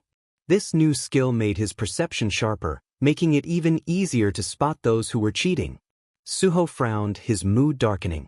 It was disappointing to see so many people abusing buffs, even though the use of such abilities for cheating hadn't yet become widely known. Suho made a decision right then that something had to be done about it. His gaze moved up to the balcony, where he saw team leader young Chulmin waving at him excitedly. Suho allowed himself a small smile. At least there was one person he could trust here. As Suho waited, he overheard some of the other candidates talking among themselves. They were complaining about how difficult the written exam was, with one candidate worrying that they might need to retake it. Another agreed, saying that the exam was insanely hard. Suho couldn't help but feel a little smug. Thanks to the Library of Memories, he had sailed through the exam without any trouble. He almost felt like a cheater himself, but for a very different reason. Just then, a familiar voice called out to him, snapping him out of his thoughts. Suho looked up to see Chulmin approaching with a warm and friendly expression. Chulmin asked how the test had gone, clearly curious. Suho just shrugged and said he thought he could pass it. Chulmin chuckled, commenting on Suho's confidence. He added that word had spread that this year's written exam had been the hardest one yet. Then, Chulmin got more serious, mentioning Suho's earlier comment about buff checks. He asked Suho what he had meant by that. Suho nodded thoughtfully and explained that while there were measures in place to prevent doping, like urine tests, blood tests, and confiscating belongings, he had noticed there were no checks for skill-related cheating. He suggested that conducting a magic detection scan could help spot anyone using illegal buffs. Chulmin's eyes widened slightly, and he thanked Suho for the information. He promised to look into it before the practical test began. As he turned to leave, he paused and looked back at Suho. Chulmin expressed that he personally hoped Suho would succeed, saying he would love to work with him in the association. He encouraged Suho to do his best in the practical test. Suho nodded, appreciating the encouragement. It felt good to know someone was rooting for him. Just then, the loudspeaker crackled to life, drawing everyone's attention. The announcement informed the candidates that the test would be delayed by 2 hours due to issues with the dive capsules. They were told to have lunch in the cafeteria and wait in the lounge or training area for a while. Suho sighed in relief. The delay would give Chulmin more time to implement the buff check, which might make the test fairer for everyone. With 1,200 candidates and a passing rate under 10%, Suho guessed that the cheater purge could bring the pass rate down even further, maybe to 7%. But that would mean the candidates who passed were truly the best, and Suho liked the idea of being surrounded by top talent. He decided to use the extra time to keep an eye on the other candidates. Maybe there was someone among them worth noticing. Suddenly, Suho's attention was drawn to a commotion. A young man was approaching a much larger candidate, challenging him to a sparring match. The young man's voice was loud enough to attract everyone's attention as he insisted on having a match. The larger man looked clearly annoyed, demanding to know who the challenger was and telling him to get lost. But the challenger persisted, saying he didn't want to fight, just spar. He taunted the larger man, implying he was scared to show his skills. Suho watched with mild amusement. It was always interesting to see how hunters interacted. Sometimes, a small confrontation could reveal a lot about a person's true character. The larger man, clearly agitated, muttered under his breath, calling the challenger a nuisance and telling him to leave. The larger man added that he had no interest in picking a fight with a weakling. The young man, however, refused to back down.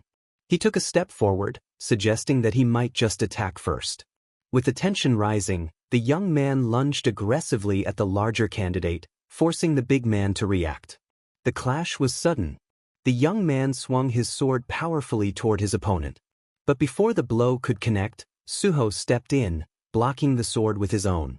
The larger man looked at Suho in surprise, asking if he had lost his mind. Suho remained calm and assured the man that he would handle the challenger, and that there was no need for things to escalate further. The challenger, clearly agitated, demanded to know who Suho was. Suho explained that he was just another test-taker, and that nothing good would come from getting involved in a fight. He suggested the bigger man leave it to him to handle the situation. The larger man huffed in frustration, muttering that he didn't care either way, and turned away. But the young man wasn't satisfied. He asked Suho why he was interfering, his irritation clear in his voice.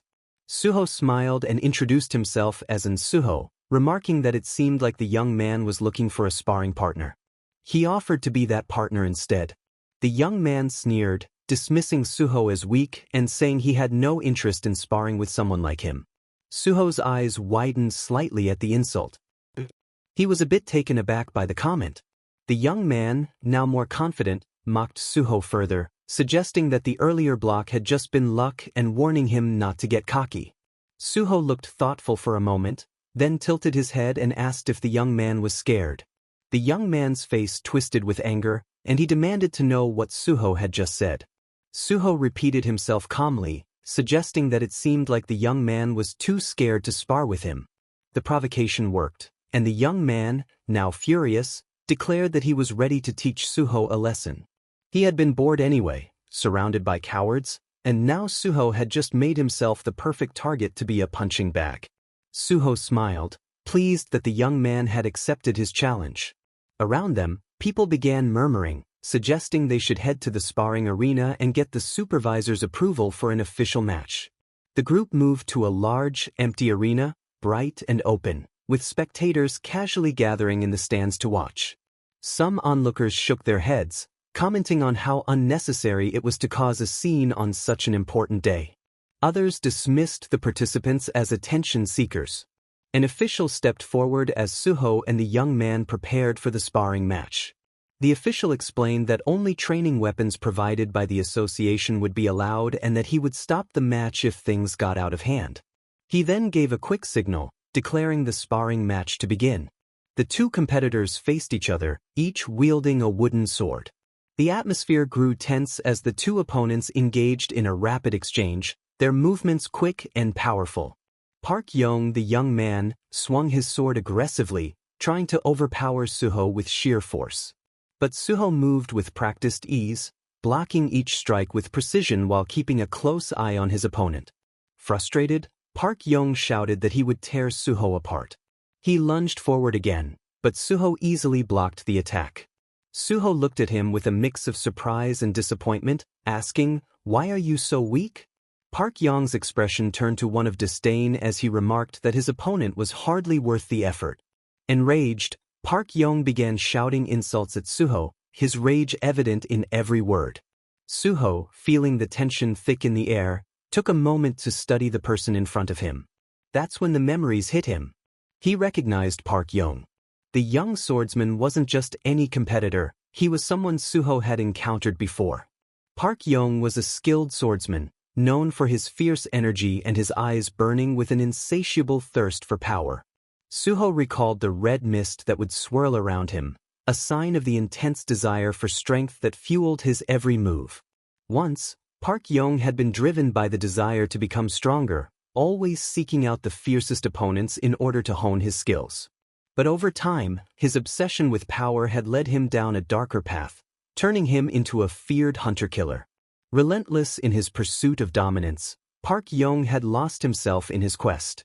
Suho's gaze narrowed as he recognized the same fire in Park Young's eyes. This was a man who could be so much more, but only if he didn't allow that thirst for power to consume him. Suho knew he had to intervene before Park Young made the same mistakes that had led to his downfall in the past. He smirked, the memories of their previous encounters flashing in his mind. Park Young had been formidable before, but Suho now saw the raw, unrefined nature of his skills. He wasn't yet the powerhouse Suho remembered. He was still struggling, still lacking the experience and refinement that would turn him into a true master. Suho sighed. It was strange to see Park Young here, in this test arena, in such a state. Despite his raw power, the swordsman still lacked control. Suho moved swiftly, stepping forward and landing a solid kick to Park Young's chest, sending him flying backward across the arena. Park Young's fall was dramatic, his body crashing to the ground with a loud thud. Suho remained standing, his expression bored as he looked down at his opponent. He couldn't help but mock Park Young's earlier confident words, thinking to himself that he had expected more from him. Park Young struggled to his feet, eyes wide with disbelief and pain. His breathing was heavy as he looked at Suho, still trying to process the strength he had just witnessed. His voice was thick with frustration as he demanded to know how Suho possessed such strength. Suho merely shrugged, a casual smile on his face as he suggested that rushing at him wouldn't work. He asked Park Young if he really wanted to continue, observing his stance. Suho quickly realized that this was likely Park Young's first time facing a level 10 opponent, as the strongest he'd probably fought before had been a level 5. Despite the setback, Park Young wasn't discouraged. A smirk appeared on his lips as he saw something intriguing in Suho, something he hadn't encountered in a long time. He remarked that now he understood why Suho had been so relaxed. The tension in the air thickened as Park Young prepared himself for another round.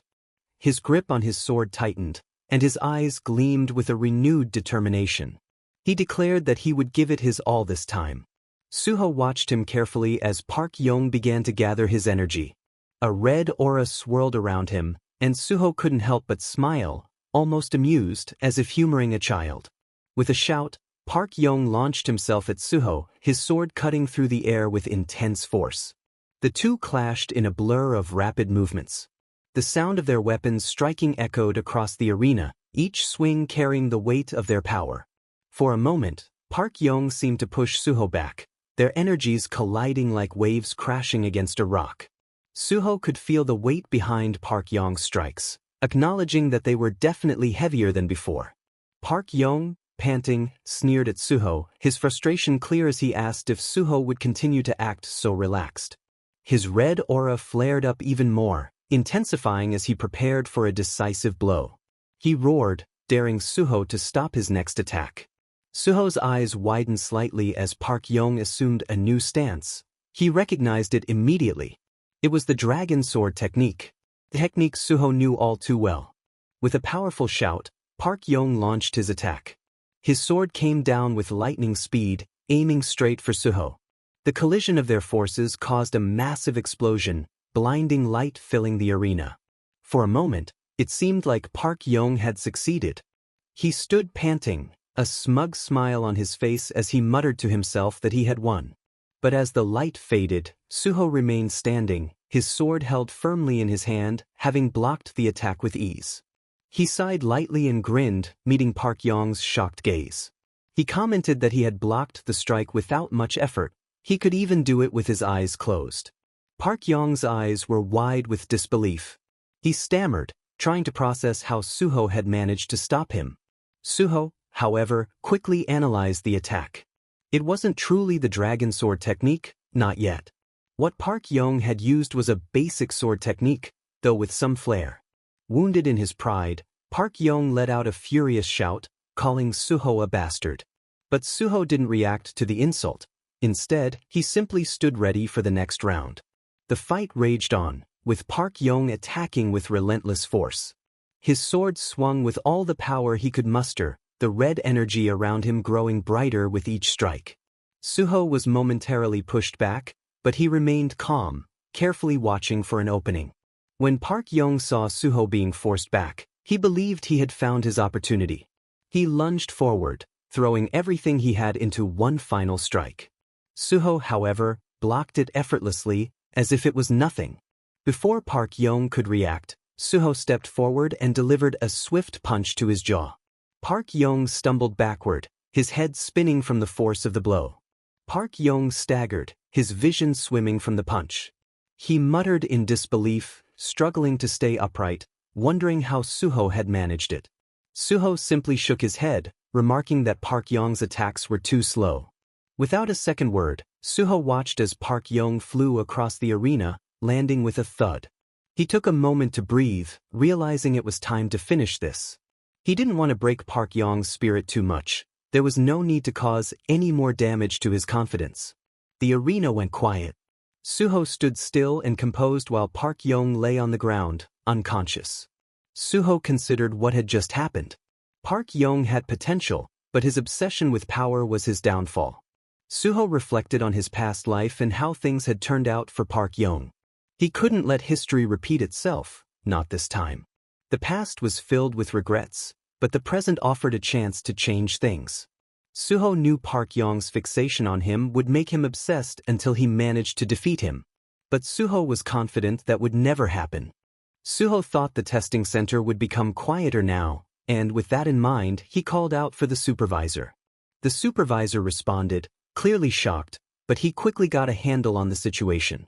Suho explained he'd accidentally knocked Park Yong out and requested the supervisor take care of him until he woke up. The supervisor, nervous but understanding, promised to handle it. Suho nodded and turned his attention to the test area, where technicians were hard at work. The high-tech lab was filled with activity, and there were dive capsules set up in rows. Suho observed closely, noting the presence of more skilled technicians than usual. He suspected that some of them might be undercover doping inspectors, keeping an eye out for candidates who might be using illegal buffs. Suho overheard a nearby conversation between a technician and a candidate. The technician was calming the candidate, explaining that they weren't compatible with the current capsule and directing them to another. Suho found it odd but didn't think much of it. It was then his turn to undergo the test. A technician gestured for him to lie down in one of the capsules. Suho did so without hesitation. The technician gave him instructions, advising him to press a button if he felt any discomfort or unusual sensations during the dive. Suho nodded to show he understood. The technician initiated the process, and the capsule's interface lit up, showing the dive progress. A voice from the system announced that the Hunter Practical Test program was now active. The progress bar showed as the connection to Suho's consciousness was established. Once completed, the system confirmed that the healer practical test scenario was now starting. The environment around Suho shifted as the test began. Suho focused his mind, preparing himself for the challenge ahead. This was a test not just of his fighting skills, but his potential to be a healer, an integral role in any party. He steadied his breath, ready for what was to come. Suho found himself standing in the middle of a desolate, reddish cityscape.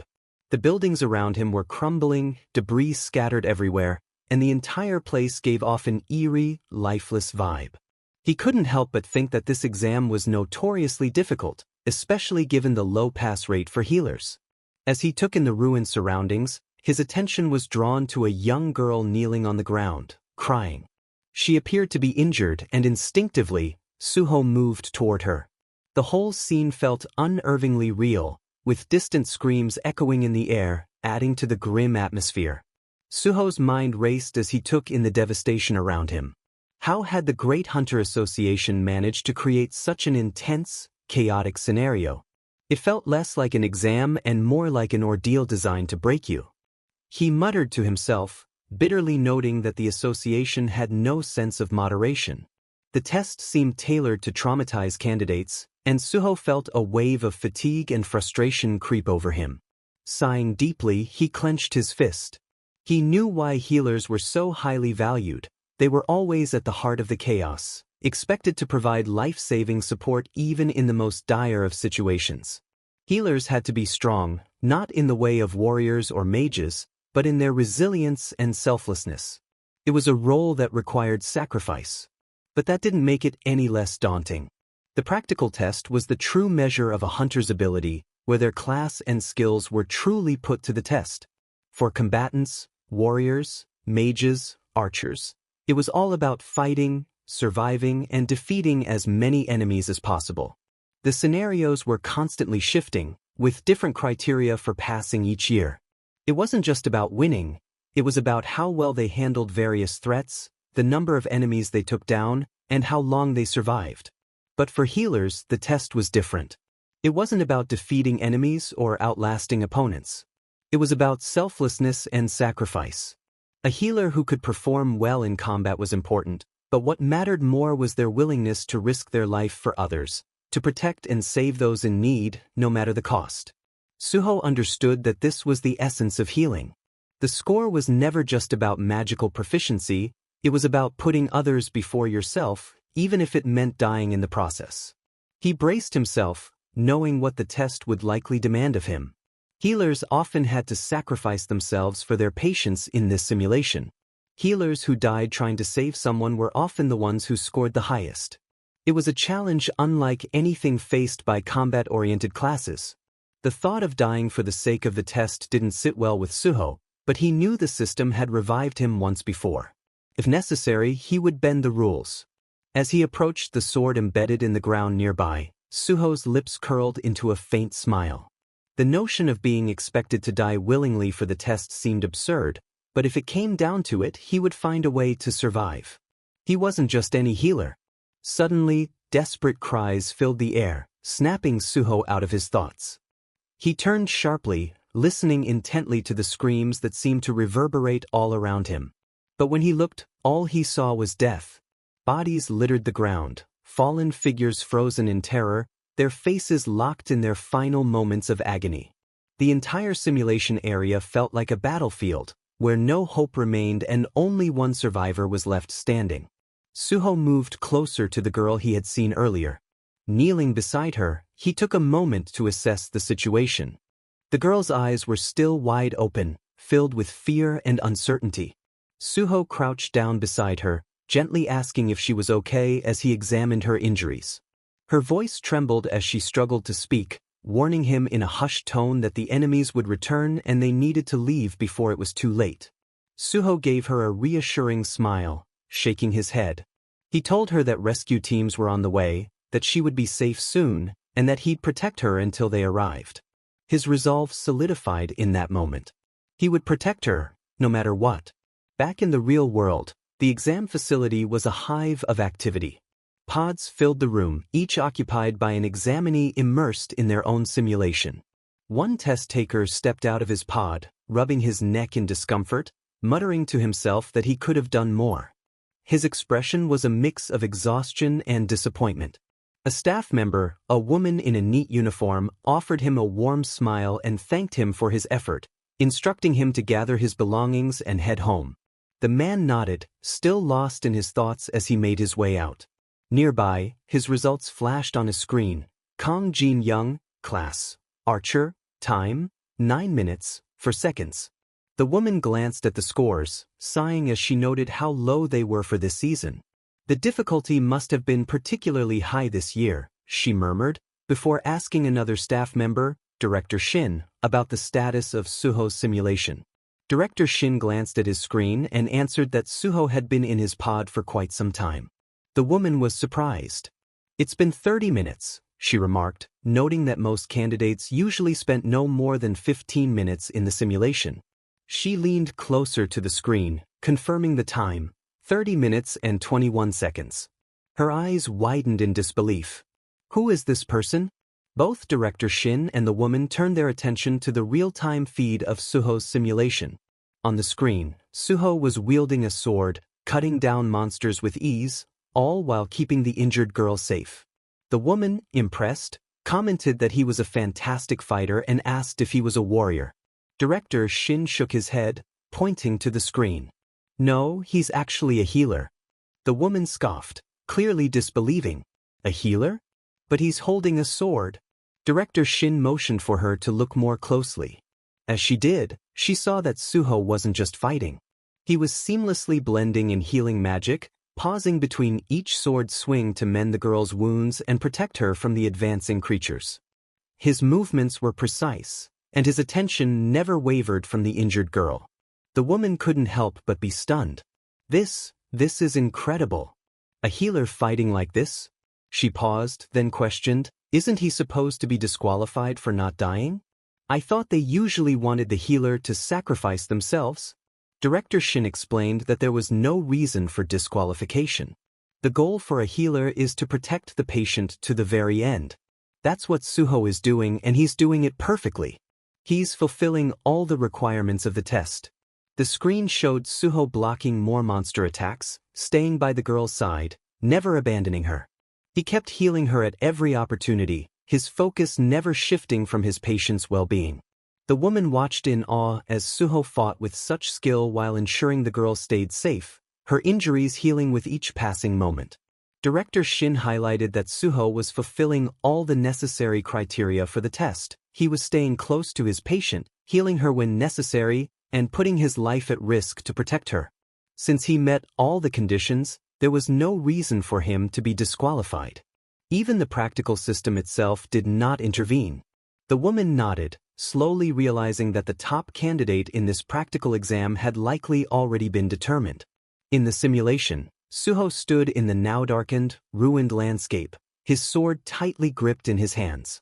Several small green lizard-like creatures emerged from the shadows, their movements hostile and quick. Suho surveyed them calmly, unsheathing his sword in one fluid motion. As the creatures charged toward him, he responded with precision, slicing through all of them in a single strike. He muttered to himself, feeling that it wasn't quite enough. His movements weren't fast enough.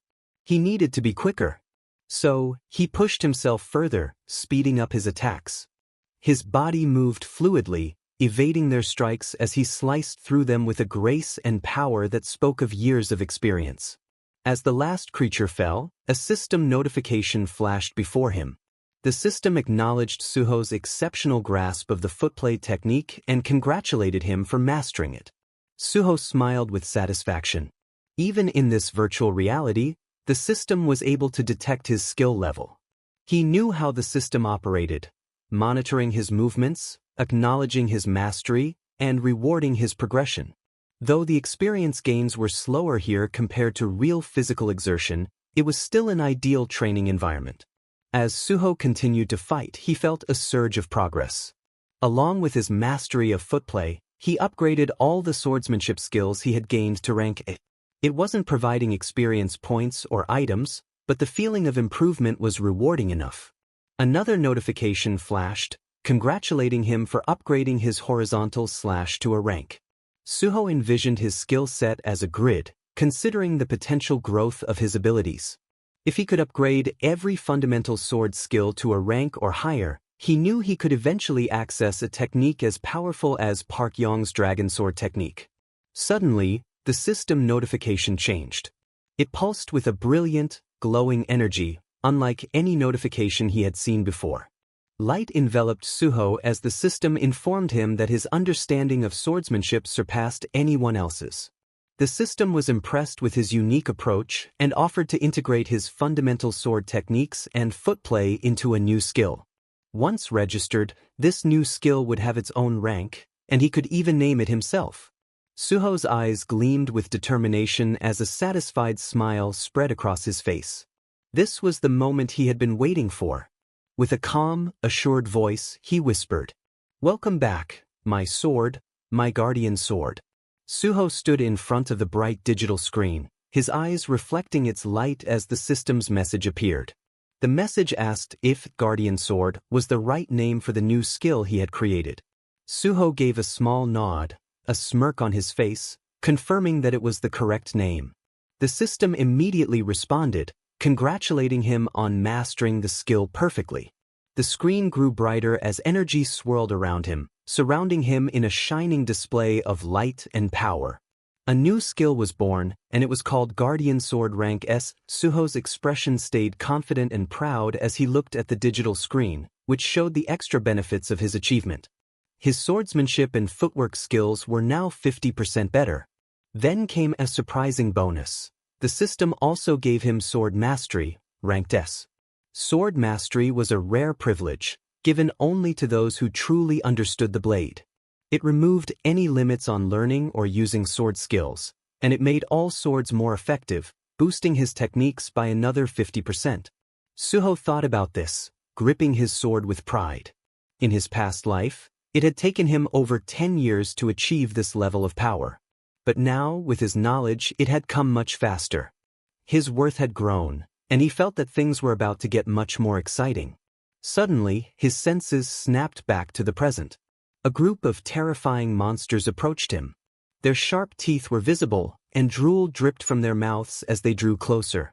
Suho stared at them calmly, noticing how many there were. He knew the number of monsters for the test was set, and he had already gained everything he wanted. He was ready to leave, but there was only one way out.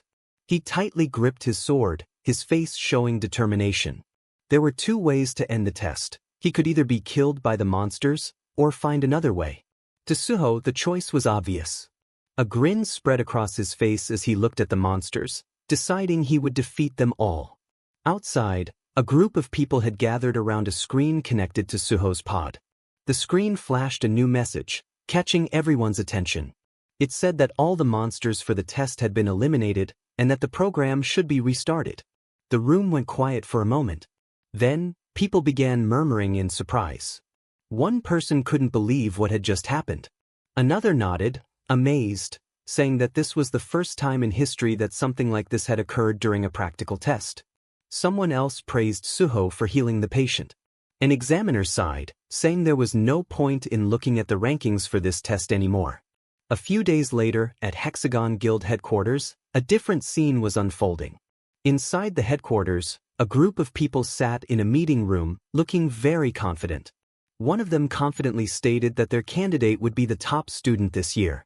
Someone else agreed, excitedly talking about all the effort that had gone into raising Ki-hyun, the candidate, and confidently said that this year, it would be Hexagon, not Prime, that would take the top spot. Suddenly, a projector screen turned on, displaying a congratulatory message from the South Korean Hunter Association. The message showed the top candidates, and Suho's name appeared proudly at the top of the list. The names of other candidates followed, but Ki-hyun's name wasn't there. Confusion spread in the room. One person exclaimed in shock, asking who Suho was, while another murmured in panic, wondering where Ki-hyun was. One person, holding a phone, stared at the screen as a call came in. The caller ID showed the guild master's name, and they panicked, worried the guild master was calling. Meanwhile, in a car, Suho's phone buzzed, and Chulmin's voice came through, warm and friendly. Chulmin apologized for not congratulating Suho immediately after the announcement, explaining that he had been busy. Suho's smile grew wider as he listened, feeling genuinely appreciative. He thanked Chulmin, saying his success was all thanks to him. Chulmin chuckled, clearly proud, and pointed out that Suho hadn't just passed, he had scored the highest. He also mentioned that because of Suho, many cheaters involved in skill doping had been caught, which would lead to stronger testing rules in the future. Suho agreed, saying that tests should always be fair. Chulmin then paused for a moment, sounding thoughtful, and asked if Suho was still interested in joining the Korean Hunter Association. Suho's expression became serious as he replied that, while he might stay in the guild for a while, his goal remained the same. He would join the Great Hunter Association no matter what. Chulmin thanked him, sounding relieved, and promised he would contact Suho as soon as the test schedule or recruitment information was available. Suho agreed and then mentioned it was lunchtime, asking Chulmin to make sure he ate well, even though he was busy. Chulmin laughed warmly, wishing Suho the same. After the call ended, Suho held his phone for a moment, a concerned look on his face. He wondered aloud if Chulmin was okay, since his voice had sounded a little hoarse. Suho then shifted his thoughts, expecting another call soon. Just then, his phone screen lit up with an incoming call. Suho's eyes sharpened, and he prepared to answer, muttering to himself that it was as he had expected before picking up the phone. It was Director Kim Soo-yi, who congratulated Suho on his success. She told him that the payment had been made as per the contract and then asked if Suho was interested in joining the Nexus Guild, promising that he would receive better treatment there than any other guild. Suho's response was polite but cautious, asking how much Director Kim was willing to offer with her proposal. Director Kim's voice stayed enthusiastic as she assured him that she would do her best to meet his expectations. She mentioned that, as an Academy scholarship student who graduated at the top, adjusting the terms would be easy. She then suggested they meet in person to discuss things further. Suho thanked her for the offer but explained that he had personal plans for the day. He promised to check his schedule and get back to her, adding that, as a Nexus scholarship student, joining Nexus would look better for him than joining another guild. Director Kim's excitement came through even over the phone as she agreed, urging him not to sign any contract with another guild in the meantime and promised to fit her schedule around his. Suho chuckled softly, assuring her he would see her soon. After hanging up, Suho smiled to himself, amused by her excitement, still able to hear her enthusiasm in the phone call. The taxi slowed down and stopped. The driver informed Suho that they had arrived. Suho nodded and thanked him before stepping out of the car. He looked ahead at the old market in front of him, determination clear in his eyes. He thought back to everything he had accomplished so far, passing the test, getting his license, and receiving the deposit. The street was busy, filled with people going about their day.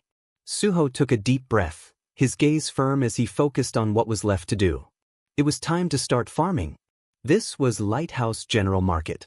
Some time passed, and Suho reminded himself that he had already bought everything he needed for his new life as a hunter. Now, all that was left was to find a weapon. He entered a small, slightly run-down shop filled with various weapons. Suho approached the counter where the shopkeeper stood. He greeted the shopkeeper, already scanning the collection of weapons. The shopkeeper looked at him curiously and asked what he was looking for. With a polite smile, Suho explained that he had just become a hunter and was looking for a lightweight weapon he could use. He knew this would be tricky, finding something good without a lot of money. He had to be careful. The shopkeeper thought for a moment before pointing toward a section at the back, saying that the items there were a bit cheaper. Suho nodded gratefully, thanking him, and walked toward the shelves, which looked like they hadn't been touched in years. Dust covered most of the weapons, making them seem forgotten. He ran his fingers over one particularly dusty blade, amused by how much dust had collected on it.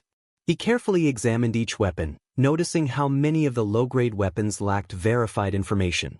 It seemed as if their true value had yet to be discovered.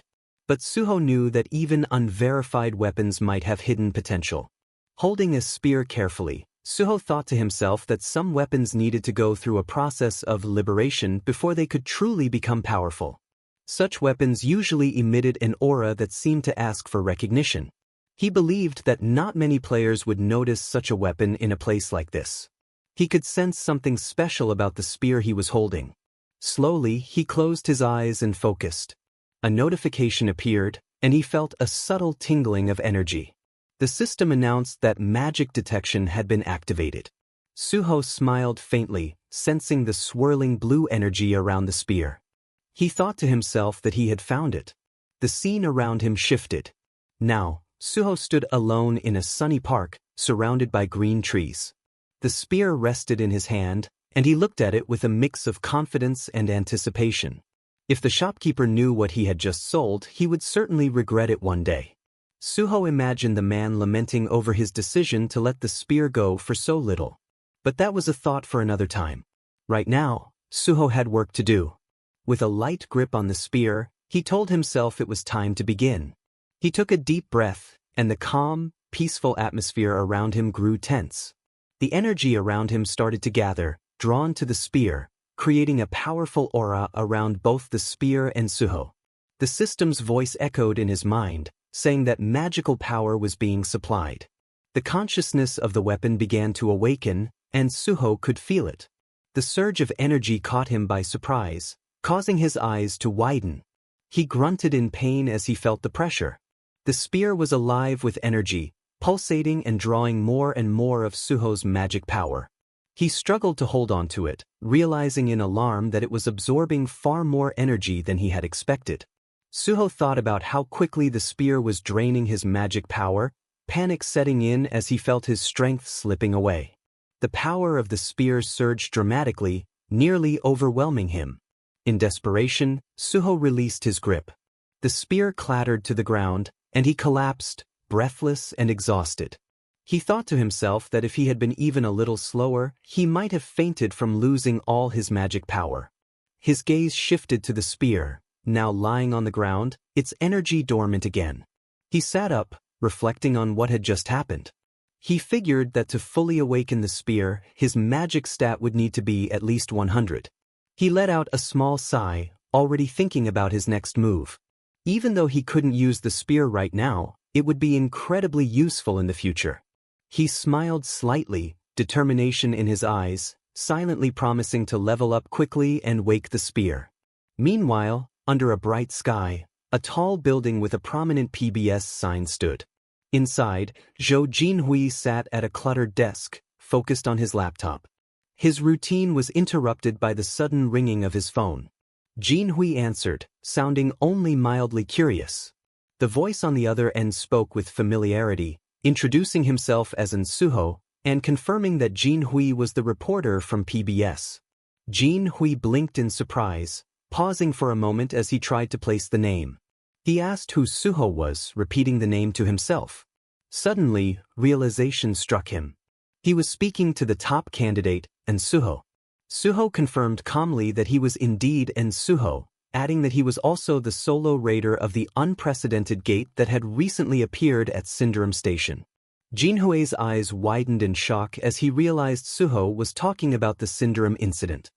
He leaned back in his chair, trying to process what he had just heard.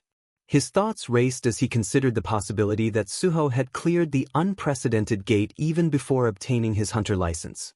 Jinhui marveled at the idea, wondering just how much of a monster Suho must be. Clearing his throat, he asked, "Why specifically contact me?" Suho explained confidently that he had come across Jinhui's blog during his search. He mentioned that Jinhui was known as a Golden Spoon kid but had chosen to work as a journalist, which, in his eyes, suggested a strong sense of professional pride. Suho then added that he had many plans moving forward and a lot of newsworthy material to share. He proposed that Jinhui become his exclusive reporter, though Jinhui's skeptical expression was clear even over the phone. Jinhui asked dryly, "You want to keep a rich reporter as your subordinate?" He paused, thinking as he assessed the man on the other end of the line. He considered that Suho might just be some odd guy who thought he was special. He replied that while he understood Suho's point, this kind of approach didn't sit well with him. Even though Jinhui was a reporter eager for good scoops, he had no intention of being anyone's subordinate. He stressed that what he wanted was a great partner, not a one-sided arrangement. He also clarified that he was mentioning this because it seemed like Suho was trying to boost his worth before joining a guild. Suho let out a short laugh and admitted that Jinhui wasn't entirely wrong. However, he explained that his aim wasn't to raise his worth, but rather to gain some fame. He also mentioned that he was thinking about joining the Hunter Association as a civil servant. Jinhui paused, his fingers freezing on his keyboard. "Wait, you're talking about the Korean Hunter Association?" he asked, clearly confused. He pointed out that gaining fame through publicity seemed more like something someone wanting to join a big guild would do, not a public servant hunter. He wondered if Suho was joking. Suho reassured him that he wasn't joking. His voice turned more resolute as he stated that he truly intended to join the Hunter Association and work in the field. Jinhui's skepticism only grew. He asked, "Are you one of those people with well-off parents who treat work like a hobby and go after prestige?" Suho's tone became more serious. He revealed that he was what people called a gate orphan, and that was why he was interested in public service. Conquering gates, he explained, was his ultimate goal in life. Jinhui blinked, surprised by the revelation. His thoughts were muddled. He wondered if Suho was being serious or if he was just another eccentric with wild ideas. After a moment, Jinhui sighed. He understood Suho's point, but he still wasn't interested in being his exclusive reporter. "I'll write the articles I want to write," Jinhui said, emphasizing his independence. Suho quickly responded, proposing a bet. He explained that he felt he needed to earn Jinhui's trust to win his partnership. As a hunter, he suggested proving himself through his skills. He added that he was planning to conquer the Tower of Challenge alone that very day. Jinhui's eyes widened in disbelief. Wait, are you really planning to clear the Tower of Challenge? He asked, the shock clear in his voice. The Tower of Challenge was known as impossible to clear, even with a team, yet Suho was saying he intended to do it alone. Suho's confidence didn't waver. Yes, I'll do it, he confirmed. If I succeed, you'll agree to become my exclusive reporter. Jinhui stared at his phone, caught between disbelief and curiosity. Suho was certainly an odd person, but there was something about his determination that made it hard to dismiss him entirely. Jinhui stared at his phone, caught between disbelief and curiosity. And Suho was certainly an odd character, but there was something about his determination that was hard to ignore. Suho, on the other hand, thought about Jinhui, recalling his reputation as a top broadcaster and a reporter for PBS. He knew that Jinhui's pride was immense, and that his family had plenty of money. Jinhui was famous for never accepting requests, always sticking to his own standards. Suho also remembered that, in his previous life, he had collaborated with Jinhui several times. Jinhui's exceptional reporting skills and his remarkable ability to shape public opinion were well known. However, his overwhelming talent eventually led to him being cast aside. He disappeared from the scene, pushed out by factional conflicts in the industry. In any group, a sharp thorn was often seen as a threat, and Jinhui was that thorn. His forceful personality had made him a target, causing him to retire earlier than expected. Suho was determined not to let Jinhui disappear like that again. If he succeeded in conquering the Tower of Challenge alone, Suho felt that he should earn Jinhui's trust and win him over as his exclusive and personal reporter. Jinhui appeared shocked, but Suho could tell that he was considering the offer. He emphasized that having a close reporter would be beneficial for both of them. After a moment of silence, Jinhui sighed and reluctantly agreed. If you manage to conquer the Tower of Challenge alone, I'll do everything I can as a reporter to help you. Suho smiled confidently, standing in front of the tower, feeling optimistic. He thanked Jinhui, telling him they would meet later and ending the call. With determination in his eyes, Suho took a deep breath, ready to begin. Meanwhile, in his office, Jinhui sat alone, frustration bubbling up inside him. He muttered to himself about how annoying Suho was and how the man really got under his skin. Sitting at his desk, he thought over Suho's sudden and bold proposition. He wondered why Suho had made such an outrageous offer. Despite his annoyance, Jinhui couldn't deny that there was something intriguing about the situation. He stared at his phone, the reflective screen mirroring his conflicted expression. He began to contemplate the sincerity in Suho's words. It didn't sound like a lie, and he didn't believe Suho was a scammer. After a long pause, Jinhui leaned back in his chair, his mind swirling with thoughts. He felt like he was on the verge of losing control. With an exasperated sigh, he acknowledged to himself that this whole situation was starting to drive him crazy. After another moment, he sat up, looking resigned. He told himself that, no matter what happened, it didn't matter. If Suho's claims are true, then that's great, Jinhui mused. If not, then so be it. There's no real downside to this gamble. Resolute, he stood up and walked towards the door. He decided he would see where this gamble led him. Meanwhile, at the Tower of Challenge, the area was bustling with people eager to take on its challenges. Suho stood before the tower, speaking with someone as he observed the crowd. He asked the guard at the entrance if he could enter now, showing his ID card. The guard confirmed that Suho could enter, but hesitated before asking, "Are you alone?" Suho nodded and explained that he intended to attempt the challenge solo.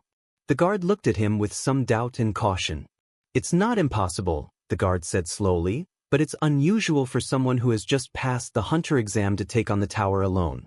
Even the lower levels can be dangerous. It might be better to form a party." Suho simply smiled and reassured the guard that he was fine and preferred to be alone.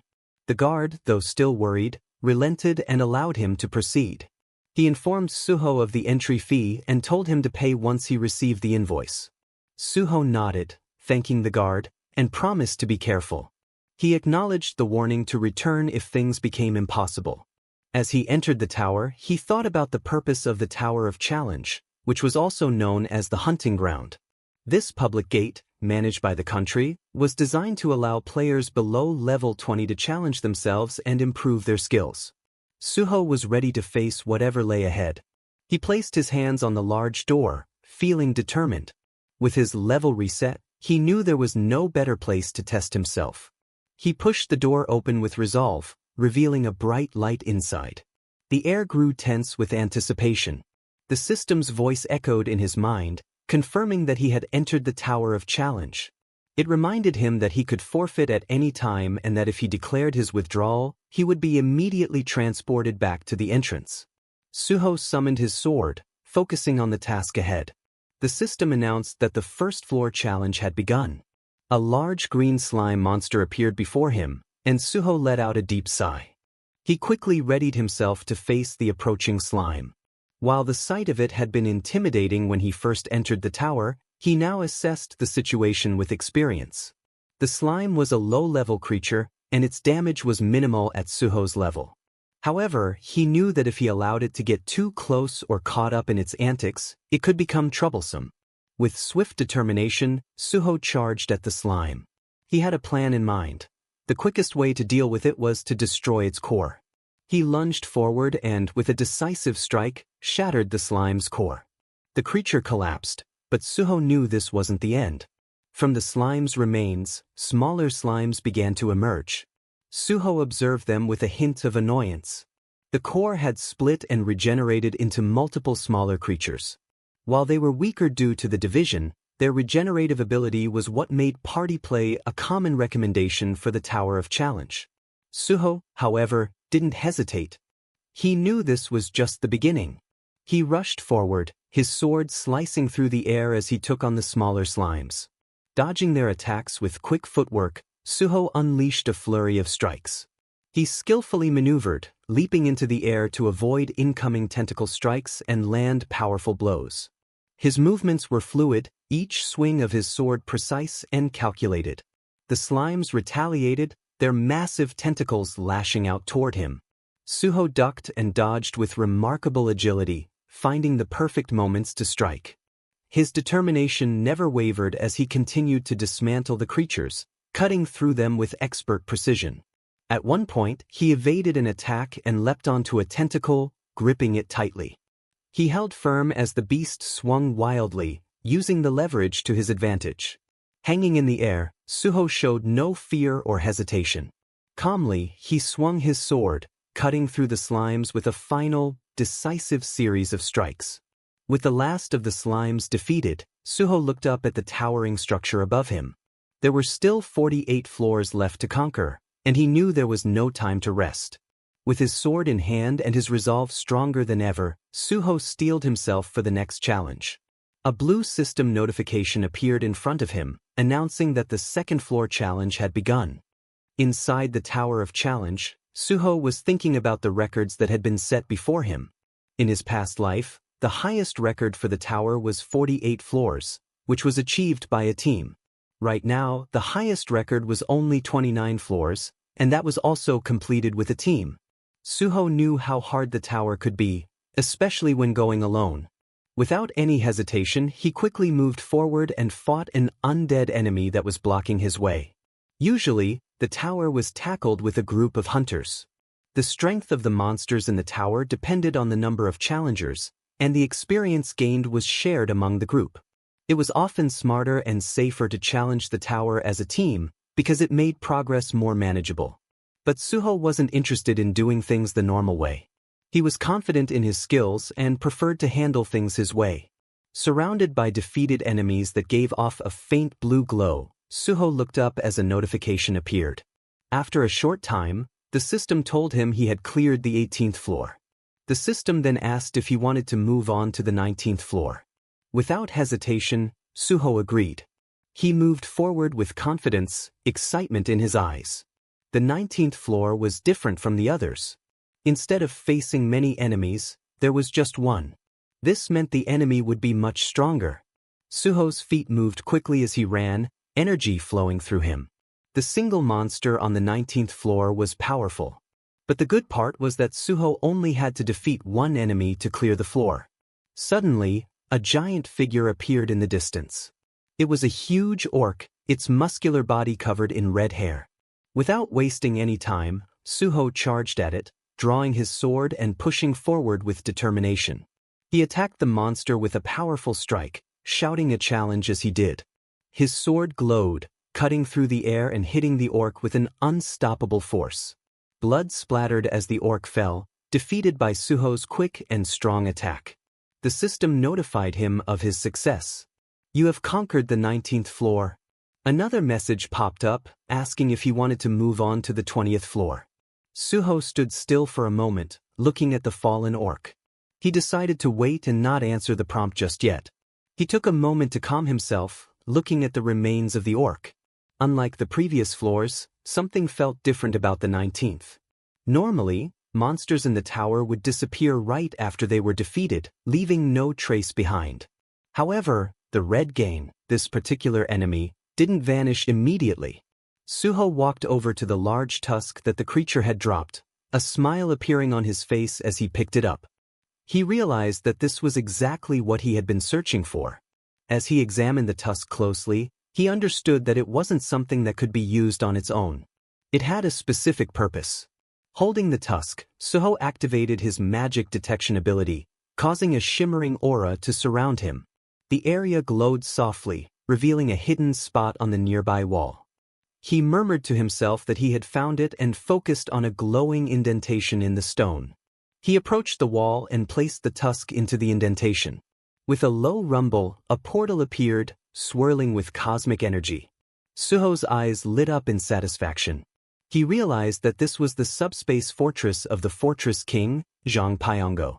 He knew that defeating the Reawakening had given him access to this special subspace. Unlike other items that created limited subspaces, this fortress allowed living beings to enter and exit freely. It was a rare and valuable power. Without wasting any time, Suho stepped through the portal. He found himself in a dim cave, lit by the glow of a floating orb. As he walked closer to the orb, he noticed it was getting brighter.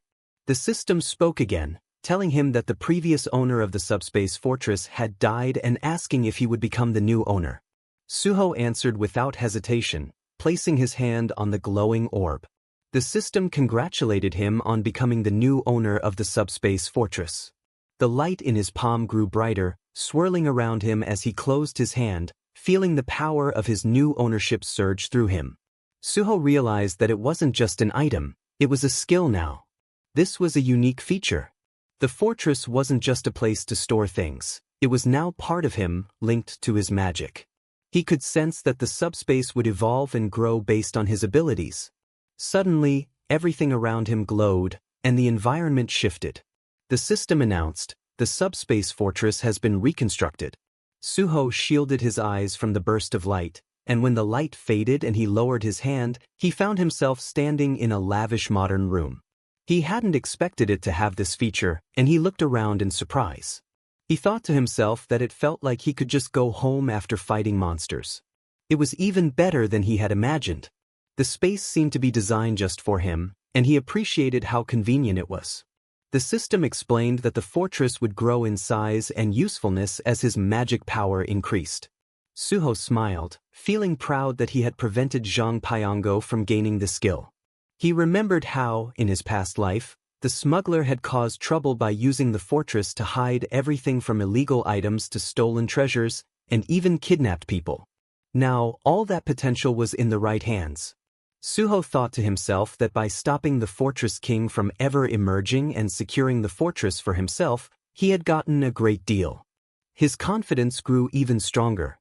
With his new fortress and renewed determination, Suho was ready for whatever came next. He decided it was time to keep moving up.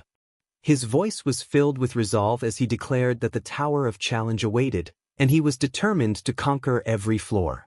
Outside the Tower of Challenge, Jin Hui stood quietly, looking at his phone as he scrolled through an article. The headline immediately caught his attention, "On Suho." The article praised Suho's remarkable performance in the recent Awakener rankings, where he had outperformed even the most experienced challengers. It also mentioned Nexus, which was getting a lot of attention lately. Jin Hui thought to himself that many students would likely be drawn to Nexus after reading this article, which would only increase its popularity. But then he remembered that Suho had mentioned wanting to join the Korean Hunter Association. However, the article suggested that Nexus Publishing was already working to bring him on board, showing their confidence in securing him before anyone else could. Jin Hui wondered how far Suho had gone in the tower by now. He thought about it for a moment when suddenly a notification from the system startled him. The 30th floor has been conquered. Jin Hui blinked in shock. That was fast. He wondered if Suho was really there when the record was broken. This was sure to be a hot update.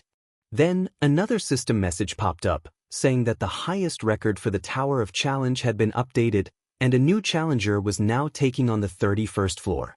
People around him began to murmur, speculating which guild might be behind the new record. Some wondered if a large guild had sent a party to conquer the floor, but Jin Hui, with growing suspicion, narrowed his eyes. Could it be Suho? The system continued to show updates. The 31st floor has now been conquered. Jin Hui's jaw tightened. Only a short time had passed since the challenge began, and now the 31st floor was conquered. If it was really Suho, his progress was even faster than Jin Hui had expected. He had initially thought Suho relied on flashy moves and luck, but now it was clear, Suho was no ordinary awakener. At the top of the tower, a crystal glowed, and the system announced, the challenger's name is Player in Suho. Now, Player in Suho had started to challenge the 32nd floor. Jin Hui's jaw dropped as he stood there, feeling a mix of awe and disbelief. He couldn't help but think to himself that he would always be linked to Suho from now on. Meanwhile, inside Nexus Academy, Director Kim was reading the new article, her eyes wide in shock. The man beside her quickly explained that Suho was setting a new record in real time. It was hard to believe, but Director Kim's mind was already racing with possibilities. She adjusted her glasses, her thoughts sharp and focused. To bring someone like Suho to Nexus, they would need to offer a sum beyond their wildest dreams. Without wasting any time, she instructed her team to contact the president and office manager and head straight to headquarters. She wouldn't let anyone else take Suho, because he was the one who would become Nexus's ace. Back with Suho, he continued his climb in the tower, making steady progress. Soon, the system notified him that he had conquered the 48th floor. Suho, slightly out of breath, knelt on the ground with his sword embedded in the floor. He wiped the sweat from his forehead, his muscles aching from the strain. Rushing through the tower was certainly tough. The system then congratulated him for achieving a great accomplishment and told him that he would be awarded 5 bonus stats for his success. Suho smiled and opened his status window, his eyes lingering on the numbers before him. He was now level 39, and what truly stood out to him were his stats. The best stat he could possibly see was right there. He let out a quiet chuckle. Reaching level 39 felt like a significant milestone. But what really impressed him was the bonus stats he received. Gaining 5 bonus stats every time he broke a record felt almost too good to be true. To lift his spirits even further, he decided to allocate the points to his magic. Awakening his spear was his current priority, and boosting his magic seemed to be the best path forward. A bright light filled the air as the system updated his stats. Feeling more energized than before, Suho stood up. The final challenge was ahead, and he was ready to face it. In front of him, a massive crystal appeared, glowing with intense light. This crystal marked the highest point of the tower, signaling that the challenge for the 49th floor had begun.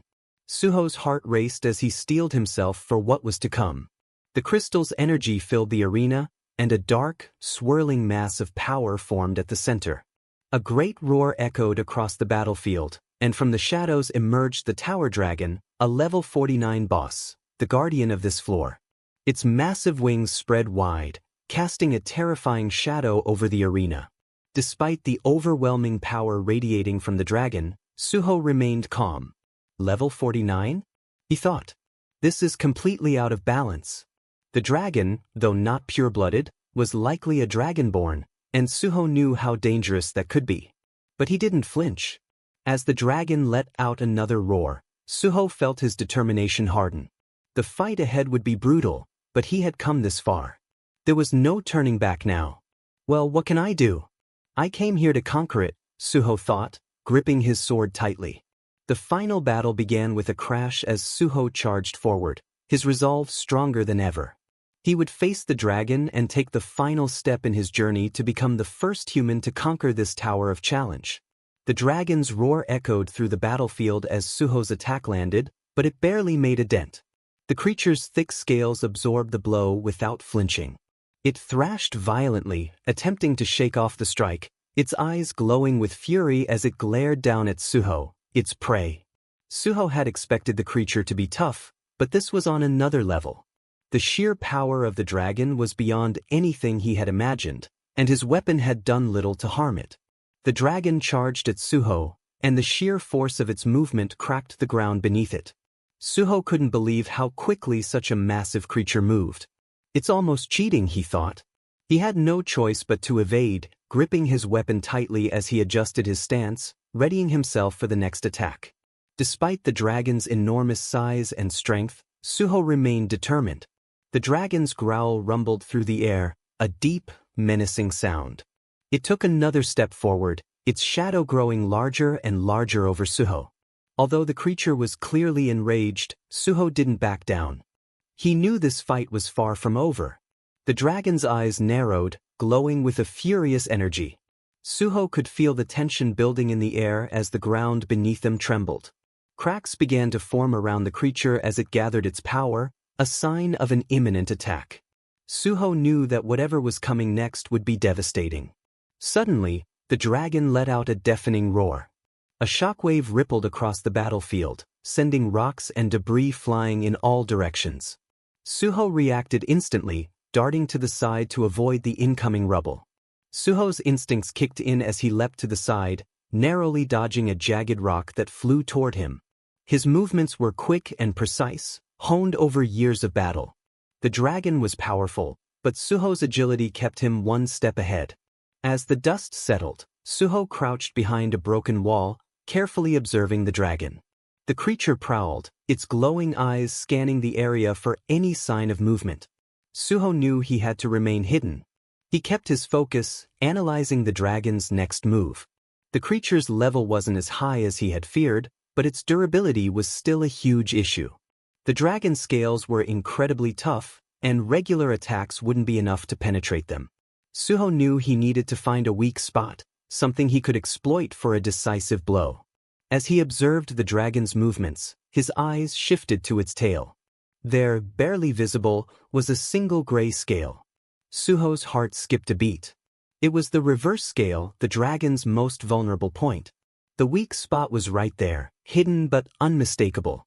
He knew striking it would deal massive damage, but timing would be everything.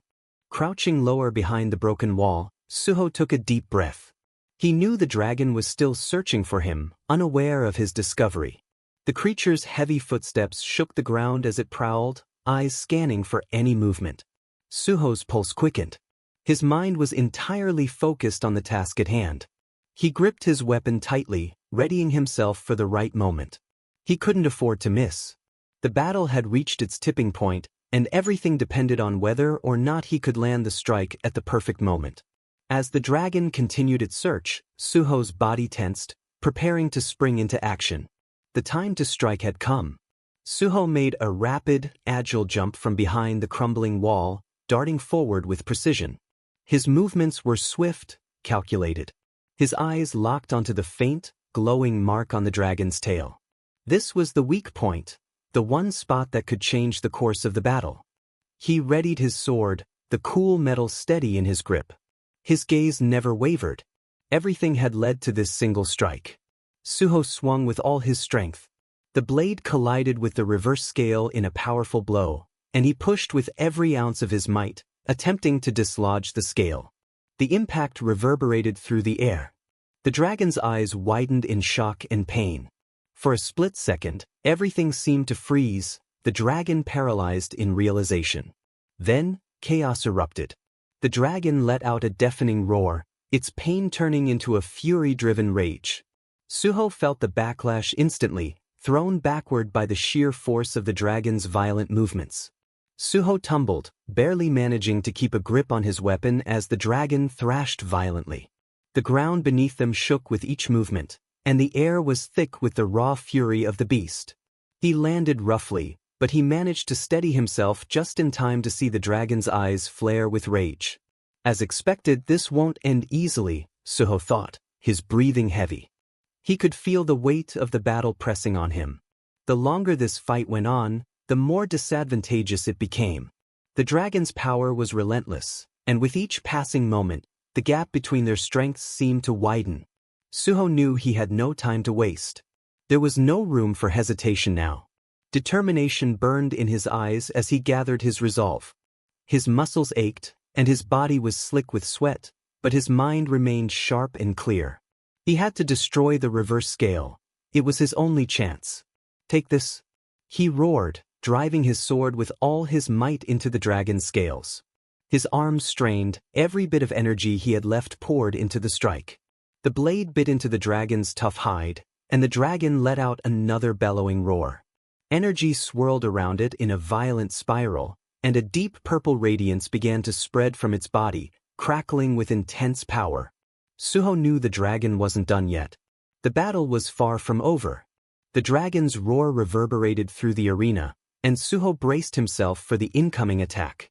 But instead of an immediate strike, he was met with a system notification. The tower dragon uses dragon fear. Instantly, Suho felt a crushing pressure weighing down on him, a suffocating force that seemed to chill his very soul. His expression remained resolute, but a cold sweat began to bead on his forehead. The fear washed over him, sinking deep into his bones, slowing his every movement. It felt like invisible chains were binding his body, holding him in place. His legs grew heavy, and every step felt like wading through mud. The weight of the fear crushed him, seeping into his mind, fogging his thoughts. His head pounded, his vision swam, and the world around him seemed to distort. Echoes of the dragon's roar reverberated in his ears, blending into a cacophony of chaos. Another notification appeared. "You have fallen into a state of fear. Your muscles have become stiff." Suho grit his teeth, struggling against the overwhelming sensation. His body was paralyzed with terror, but he couldn't afford to fall now. "Cure," he thought desperately, activating his skill. He could feel his energy drain as he fought to rid himself of the fear's grip. A new notification flashed before him. "Cure activated. But it is a high-level fear. It cannot be cancelled." Suho's heart sank. The fear was too powerful. Even his skill couldn't rid him of it. His current capabilities weren't enough to fight it off. The dragon's massive form shifted, its aura glowing with an even more menacing intensity. The ground trembled beneath the dragon's weight, each step like a thunderclap. Suho steadied himself, his body stiff and weak under the crushing fear. The realization hit him hard. The dragon was far from finished, and its fury had only grown. The dragon's eyes glowed with rage, and Suho knew he had to act quickly. The situation was getting more dangerous, and he was running out of time. Suddenly, the dragon twisted its massive body, and with a powerful whip of its tail, it slammed into the wall, trying to knock Suho off. Suho barely managed to hang on, but the force of the impact sent a shockwave through his entire body. He could feel his grip slipping, and the situation was becoming critical. Both Suho and the dragon were driven by an unyielding determination, neither willing to back down. The next moment, Suho was flung through a portal by the dragon's powerful movement. He was tossed violently across space and crashed heavily onto the ground. Pain shot through Suho's body as he rolled to a stop. He knew he needed to act fast. He forced himself to move despite the pain. Quickly, he summoned a blue potion from his inventory and drank it in one swift gulp. As he drank, the dragon's roar echoed from the other side of the portal. The soothing energy from the potion flooded his body, and a notification appeared. "You have consumed a purification potion." Fear and hallucination states lifted. Suho collapsed to the ground, panting heavily. He had survived the worst, and the overwhelming tension in his body started to ease. He took a moment to catch his breath and assess the situation. He realized he was safe for now. The portal skill had worked as a perfect escape, and the dragon couldn't follow him into the subspace fortress. He let out a strained chuckle, thinking to himself that he was lucky he'd bought a purification potion from the general market just in case. He hadn't expected to use it so soon. Suho wiped the sweat from his forehead, his body still exhausted. He knew that simply dispelling the dragon's fear wouldn't be enough to protect him for long. Cure spells wouldn't work. He couldn't keep running back to the fortress to use purification potions repeatedly. It was clear he needed a new plan. He needed to think of something that could end this battle once and for all. With a determined look in his eyes, Suho summoned a guitar, a broom, and an old book from his inventory. A new idea began to form in his mind. He thought of the mad pulverization scholar. Maybe he could get help from that powerful, eccentric figure. Mystical energy surrounded Suho as a magical circle appeared. He focused on the skill book in his hands and began reading it carefully. The system confirmed his progress, indicating that Suho had learned the basic combination formula from the book. A large jar appeared in front of Suho, and a surge of confidence filled him as he inspected it. He thought to himself that, despite the seemingly basic combination formula, the success was guaranteed. An absolute formula always worked, no matter how simple.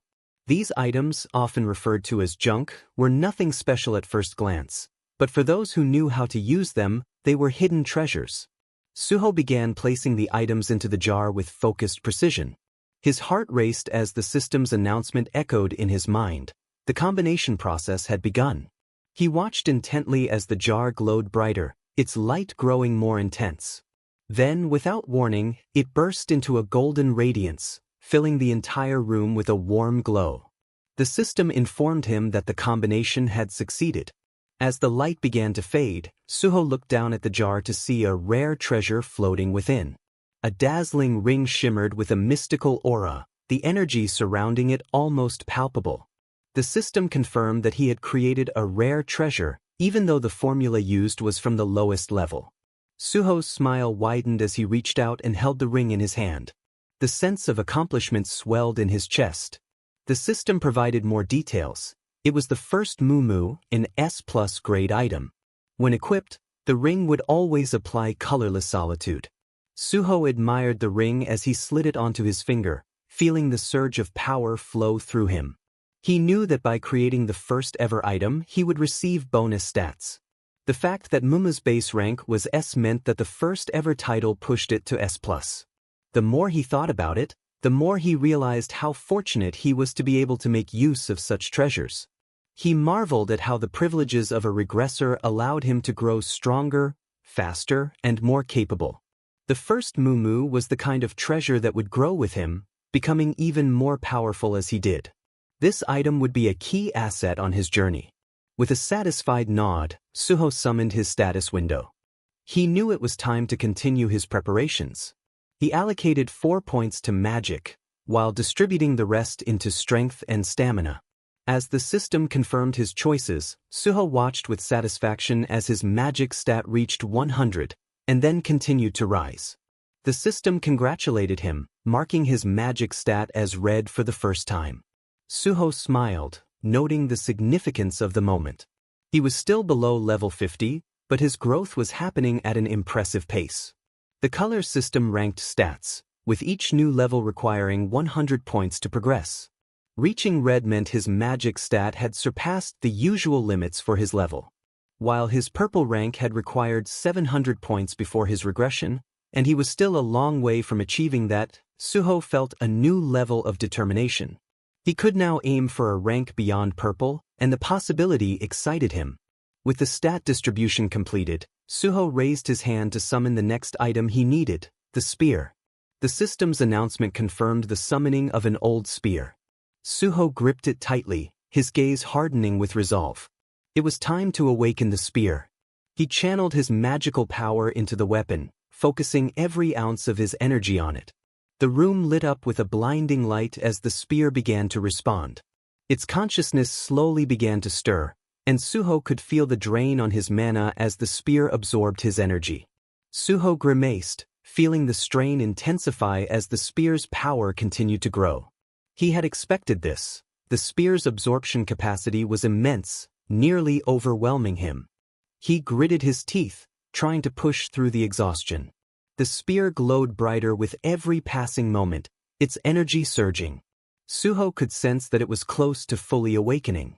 He poured every remaining drop of his mana into the weapon, determined that just a little more effort would bring the spear to life. The reaction was building. Suho knew he was on the cusp of something big. He just needed that final push. Finally, the system announced that the unknown spear had gained consciousness, congratulating Suho on partially awakening it. To his satisfaction, Suho had obtained the Shadow Spear with an A+ rank. A confident smile spread across his face as his eyes narrowed. The next challenge was ready to begin. The Shadow Spear glowed with a foreboding purple light, tendrils of swirling shadow wrapping around its shaft like living things. Suho paused for a moment, taking in the weapon's dark power. A system notification appeared, explaining the spear's origins. It had been one of the Shadow Lord's treasures, crafted from the bones of a shadow beast. The spear's potential was staggering.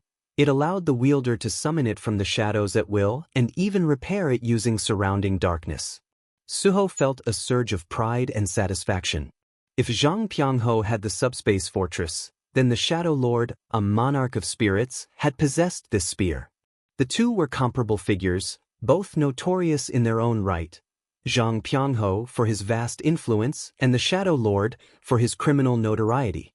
Suho couldn't help but feel fortunate that the spear had fallen into his hands before anyone else could use it for evil again. Now, standing in an opulent room, he was ready to test its power.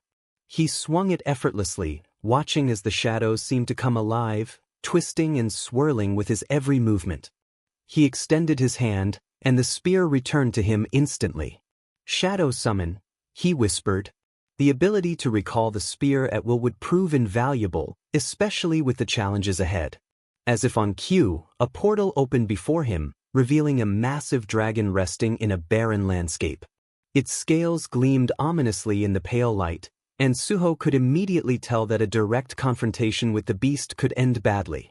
The dragon's power radiated even from this distance, but it was currently resting, an opportunity. With no time to waste, Suho decided to capitalize on the element of surprise and strike first. His foot sparked with energy as he dashed forward, closing the distance in an instant.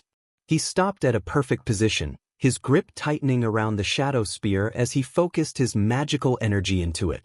The shadows around him deepened, swirling faster and faster, gathering strength. His pulse quickened, a rush of excitement and resolve flooding his senses. This would be the moment that could shift the battle in his favor. With a swift motion, he charged forward, aiming for the dragon's weakest point. Shadow Strike! Suho shouted as he swung the spear down with all his strength.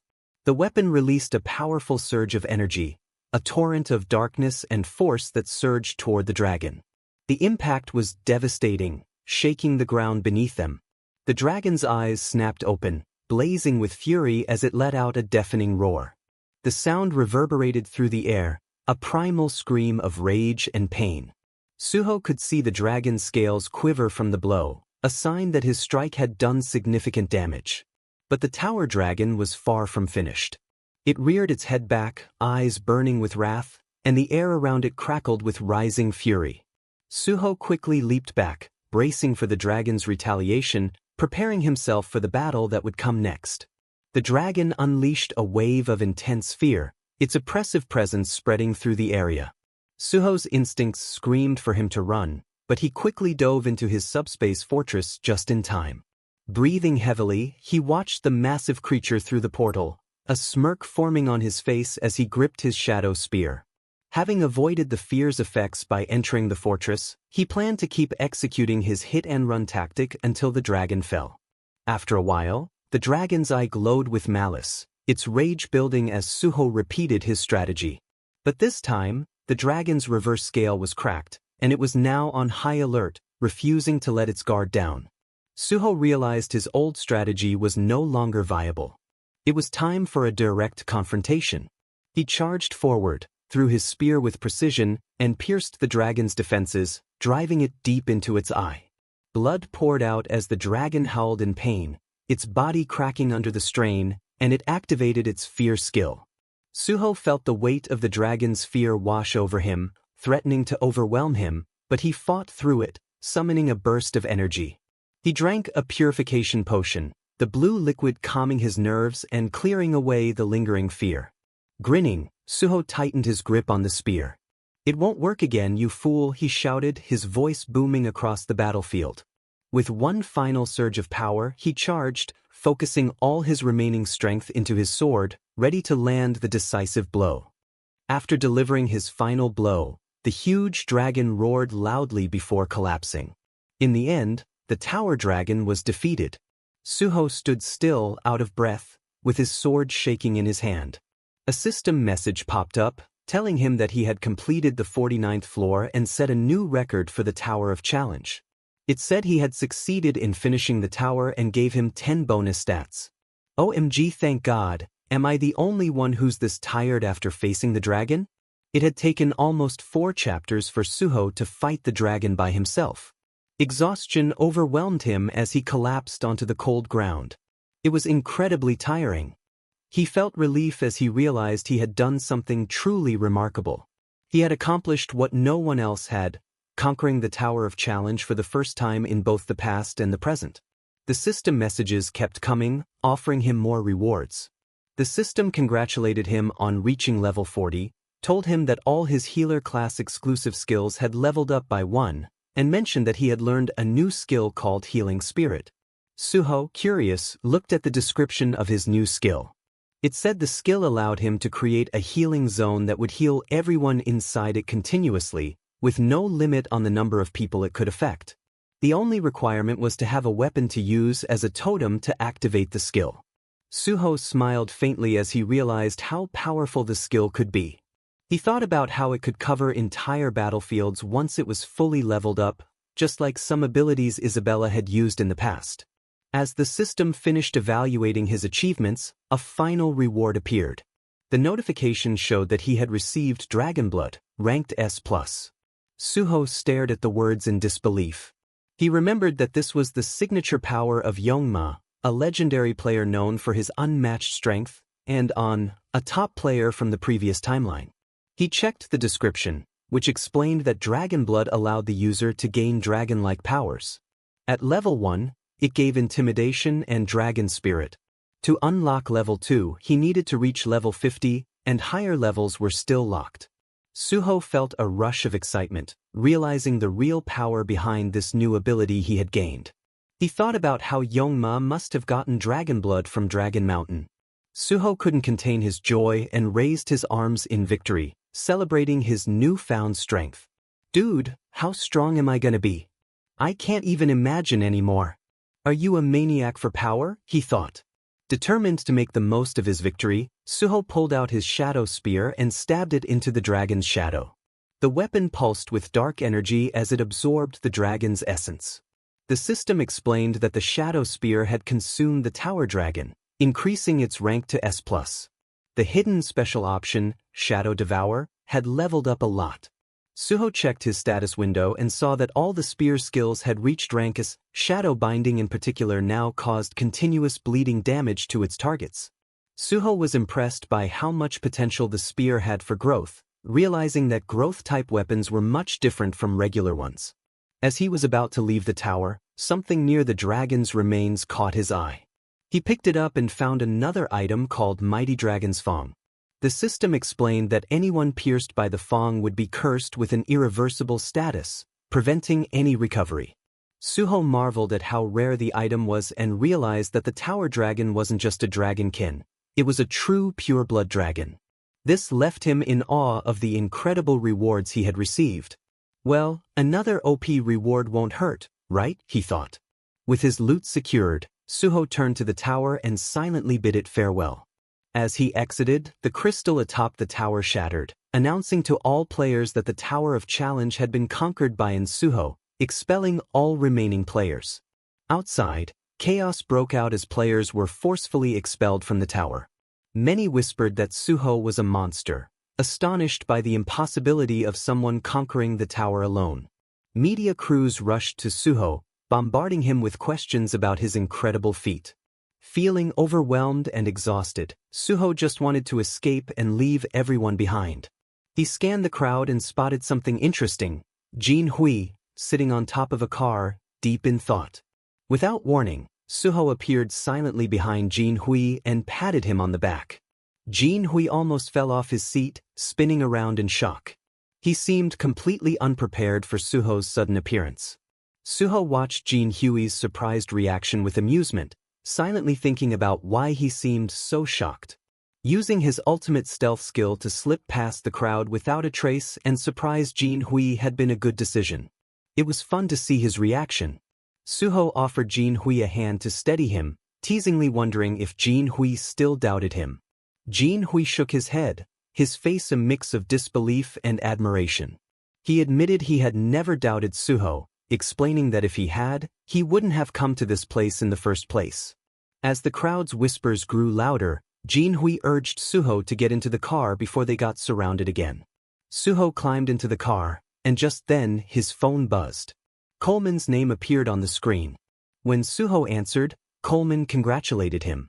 Coleman expressed his amazement at Suho's success in conquering the Tower of Challenge, saying that many people had thought it was impossible. Coleman offered to send a car for him, but Suho politely declined, explaining that he was already with a friend. Suho then asked if there was a specific reason for the call. Coleman hesitated before admitting that it wasn't urgent. He just wanted Suho to visit the association if possible. They were curious about how he had managed to clear the tower. Suho sighed and pointed out that even major guilds weren't subjected to this kind of questioning after clearing high-level gates. Coleman explained that the Tower of Challenge was unique. It was open to the public but considered unconquerable. He ended the call with warm wishes, telling Suho to rest well, and Suho promised to consider visiting. After hanging up, Suho leaned back and began to think. Suho couldn't help but think that the chairman or vice-chairman must have requested photos of him for their own benefit. Poor Coleman was probably just the messenger. His mood darkened as he remembered his past life as a hunter, dealing with the exhausting demands of the old man at the association. He knew that once he became part of the Hunter Association, he'd need to find a way to protect Coleman from their schemes. From the driver's seat, Jin Hui broke the silence, asking why someone with Suho's exceptional skills would choose to become a civil servant hunter. Suho sighed deeply.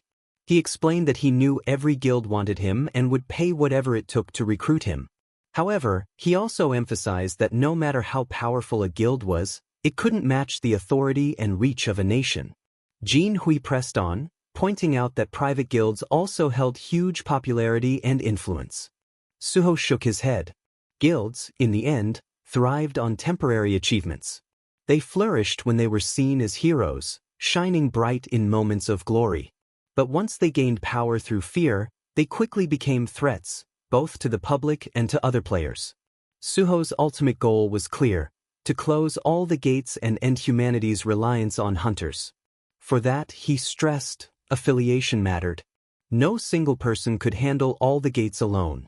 For him, the government was the best way to achieve his mission.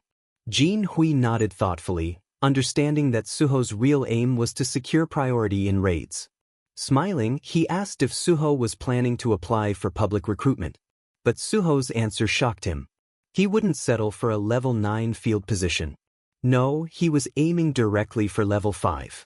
Jin Hui couldn't hide his surprise and asked if Suho was serious. Laughing, Suho assured him it was no joke. Jin Hui was still skeptical and eagerly asked Suho to explain why. Suho agreed, but with one condition: Jin Hui couldn't publish any article on the topic and had to keep their conversation a secret. Jin Hui agreed immediately, his curiosity getting the best of him. After hearing Suho's reasoning, he was left astonished and praised Suho for his brilliant ideas. Suho reminded him again to keep everything between them. Confidently, Suho added that once he became a civil servant, he'd rely on Jin Hui for every future official statement. He also made it clear that Jin Hui needed to rise in the ranks at his broadcast station to make that happen. Jin Hui could only laugh, realizing that Suho clearly planned to make full use of him. Jin Hui then suggested that Suho stay at his apartment. Given his recent achievement, Jin Hui figured Suho's personal information was probably public by now, making his current place unsafe. He assured Suho that everything was prepared for his safety, especially the spacious and well-secured guest room.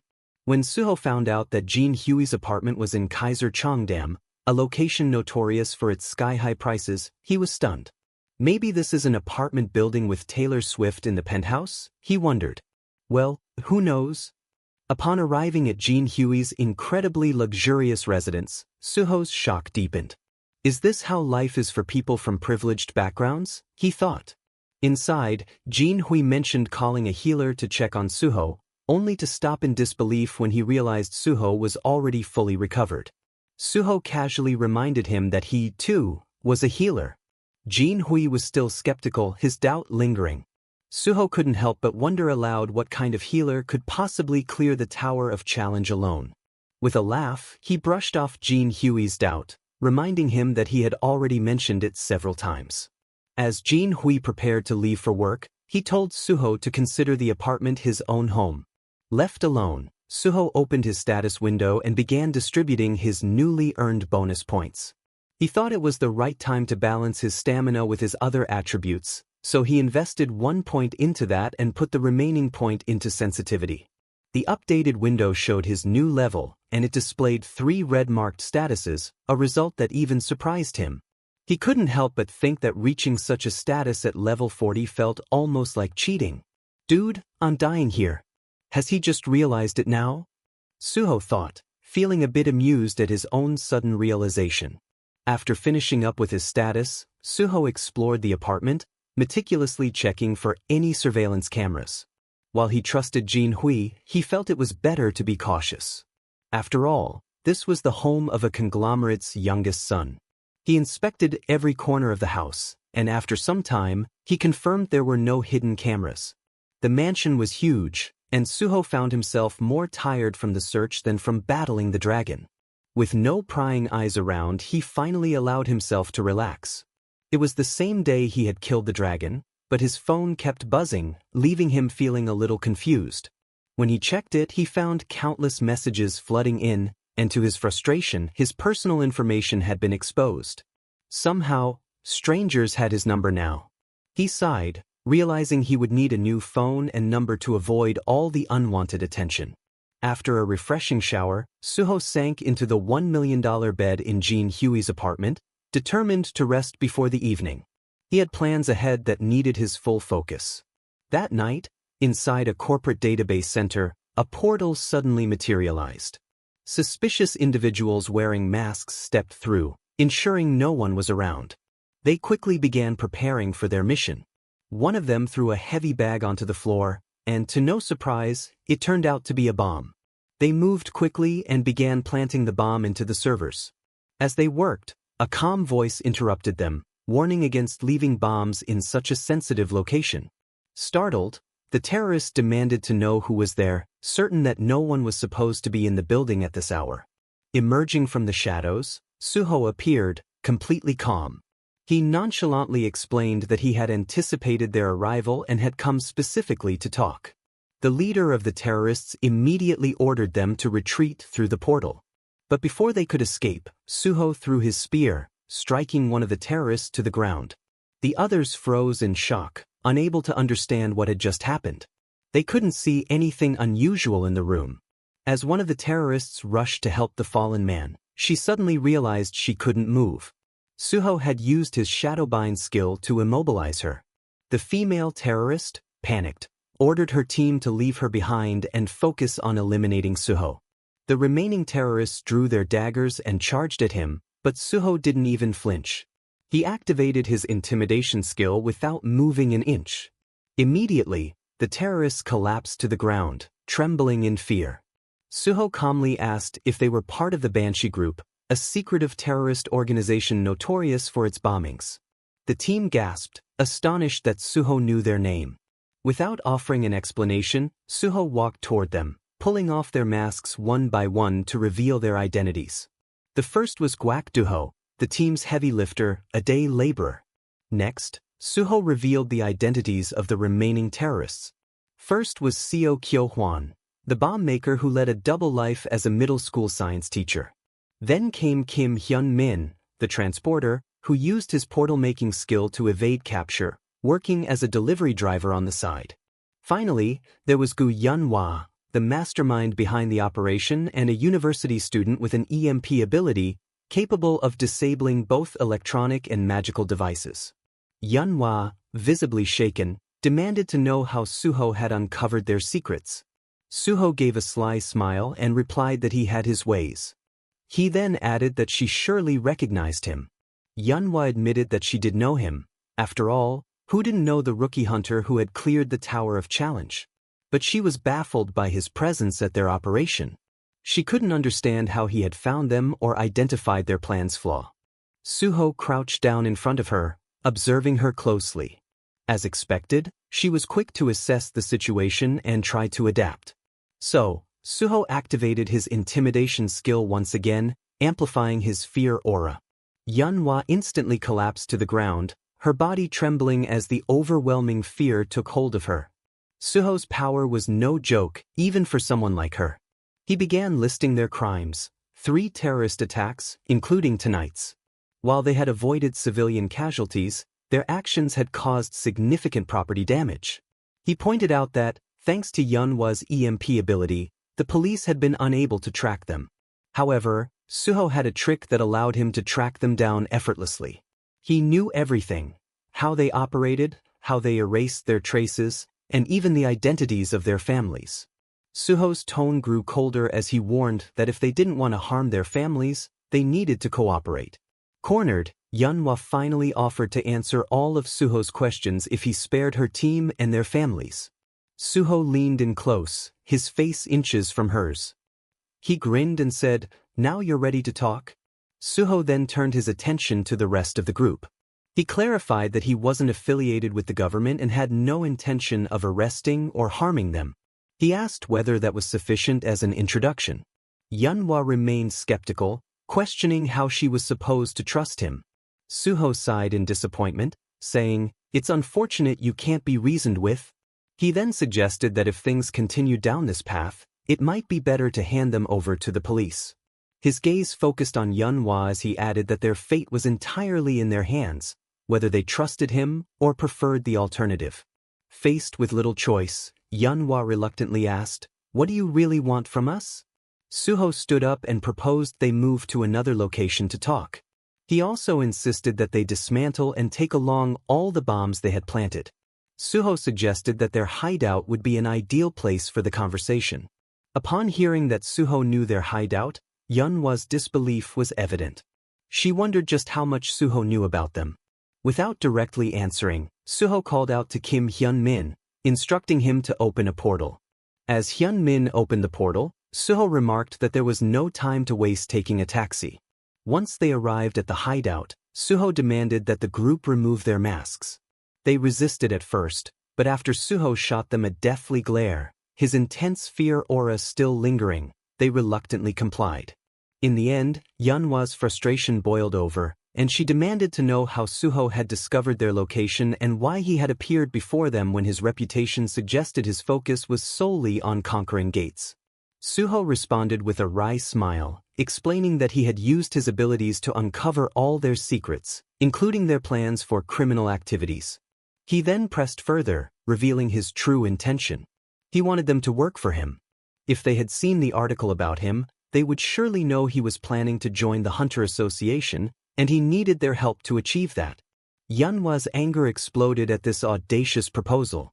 She accused Suho of planning to hand them over to the association to secure a special recruitment position. Suho, however, remained calm and reassured her that he had no intention of betraying them.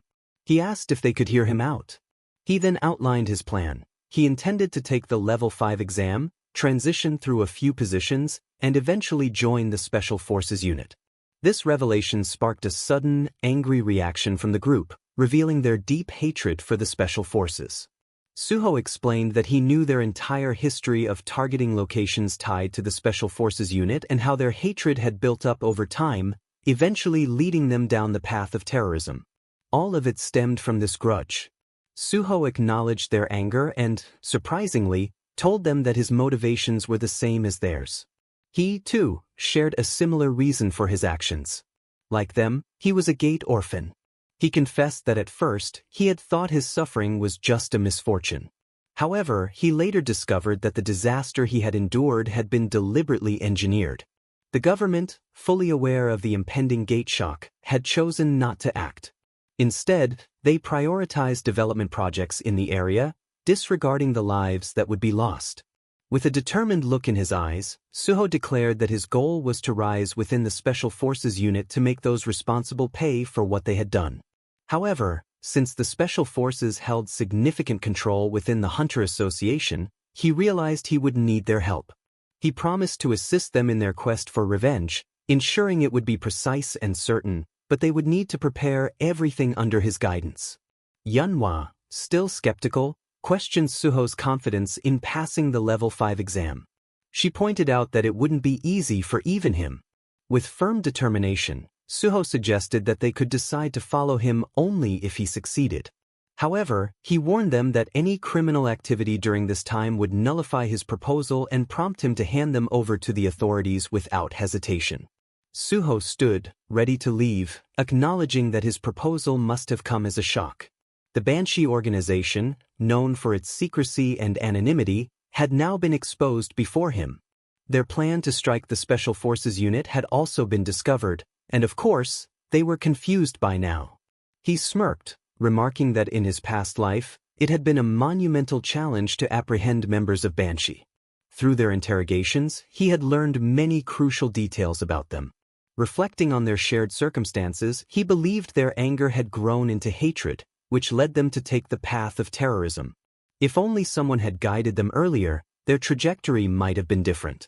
With a resolute expression, Suho made a commitment to guide them onto a better path. He would give them as much time as they needed to decide, but he was confident that Manhwa would eventually accept his offer. After all, his skills were undeniable. After all, there was no better choice than to accept Suho's proposal. With a faint smile, Suho departed, leaving the Banshee group to make their decision. He wished them to choose wisely, but he knew that, in the end, they would have little option but to follow him. Meanwhile, back at the Korean Hunter Association, Coleman was enduring a scolding from his superior. Apologizing profusely, he kept repeating his apologies, regretting that he couldn't bring Suho to meet his boss. After hours of being reprimanded, Coleman finally left the office, feeling weighed down by the heavy scolding he had just endured. Once outside, he suddenly felt overwhelmed by a mental crisis. He questioned whether he should abandon his position and join a civilian guild instead. The thought of leaving crossed his mind, but his dedication to his vision and loyalty to the association kept him tethered here. He had already endured so much over the years, he couldn't simply quit. But as he wrestled with his thoughts, a hand suddenly rested on his shoulder. Turning quickly, he found himself face to face with Chief Pai Song-yeol of the Special Forces unit. Coleman's heart raced, his stomach dropping. After enduring hours of scolding, the last thing he needed was to face this man. Chief Pai, unfazed by Coleman's internal panic, casually noted that everyone at the association had heard about the scolding, and he was here to offer some encouragement. He congratulated Coleman for enduring the old man's lecture, acknowledging how draining it must have been. He then asked what had caused the scolding in the first place. Coleman hesitated before admitting that it was a misunderstanding involving Suho. Chief Pai raised an eyebrow, noting that he had heard the issue was indeed caused by a rookie named Suho. Coleman clarified, however, that Suho wasn't directly responsible. It was his own failure to bring Suho to the association that had escalated the situation. At this, Chief Pai's expression grew thoughtful. He mentioned that he could help resolve the issue, which left Coleman both surprised and curious. When Coleman asked how, Chief Pai explained that summoning someone to the association was simpler than it seemed. All they had to do was issue Suho a pin and a charge to bring him to the association. Once Suho was there, the situation could be addressed, and any misunderstandings would be cleared up. Coleman was shocked by this suggestion. Chief Pai added that Suho was someone the association should aim to leave a good impression on, but Chief Pai smirked and reassured him that the association president would release Suho after questioning and even offer him a reward. This, he said, would neatly resolve everything. Chief Pai's sharp gaze met Coleman's as he pointed out that Suho likely had intentions of registering with the association anyway. He argued that this solution would benefit everyone involved. Coleman, however, was visibly anxious at this absurd suggestion. Laughing nervously, he dismissed it as one of Chief Pai's mischievous jokes. He explained that using such forceful methods on someone as accomplished as Suho could lead to disastrous consequences. He had seen firsthand how powerful Suho was. Chief Pai's lips curled into a sardonic smile as he commented that every time he looked at Coleman, he couldn't help but think of what a genuinely good person he was. With a sarcastic tone, he wondered aloud why the government should fear a single hunter. They had the power to crush anyone, so they should hold their heads high and use their authority without hesitation. Coleman, still uneasy, only nodded. Chief Pai, however, leaned in with a more earnest expression. He then encouraged Coleman to think things through carefully, reminding him that the association had the authority to investigate and prosecute hunters. The special forces held immense power, and Coleman needed to understand that sometimes a hard hand was necessary to maintain control and order. The weight of the situation pressed down on Coleman, and for a moment he didn't know what to think. Chief Pai reminded Coleman of the historical influence prosecutors once held, how their authority kept people in line out of fear. Coleman listened in silence as Chief Pai encouraged him to adopt a more adaptable approach, stressing that as members of the association, they didn't have to fear anyone. Sometimes, he said, unconventional methods were the best way to achieve results. Before leaving, Chief Pai assured Coleman that he was always available to help if needed. As Chief Pai walked away, Coleman remained frozen in place, still processing the conversation. Honestly, he couldn't believe it either. This guy. I'm in disbelief too. He couldn't shake the feeling that Suho would end up taking down Chief Pai eventually. Coleman's mind was a whirlwind of emotions. He muttered to himself, calling Chief Pai sneaky. At first, Coleman had hoped Chief Pai would be different from the typical out-of-touch superiors, especially given that Pai was a hunter within the association. But now it was clear that Chief Pai's sharp understanding of hunters and their behavior allowed him to exploit the system for his own benefit. This realization left Coleman with a bitter aftertaste. Stepping out of the association building, Coleman paused for a moment to clear his head. His thoughts wandered to Suho. He wondered why Suho, who had seemed cooperative with the association early on, now seemed so distant during their last call. Coleman speculated that the tempting offers from powerful guilds might have pulled Suho away, causing him to reconsider his allegiance to the association. Gazing up at the sky, Coleman found himself questioning Suho's true motivations and decisions. Meanwhile, in another part of the city, Suho emerged from a taxi, fully geared up in his new muumuu armor. The system's voice echoed in his mind, confirming the activation of monochrome solitude. Feeling confident that his preparations were complete, Suho clenched his fist, determined to press forward with his next plan. He scaled a fence and entered an abandoned building. Inside, he activated his magic detection and immediately picked up a faint trail of dark mana, leading him into a narrow hallway. Gates always leak mana, he muttered to himself, noting that even the most hidden gates couldn't escape releasing magical energy. Following the trail, he came upon the source, a concealed gate. This gate was sealed and dormant, surrounded by an ethereal magical aura that blended with the environment. Suho recognized it as a hidden dungeon, one that required certain conditions to be unlocked. Without hesitation, he drew a knife from his inventory, a sly smirk appearing on his face. He made a shallow cut on his palm and let a few drops of blood fall onto the gate. The system confirmed that the condition had been met. The gate began to open, and a notification flashed up, marking the discovery as a significant achievement.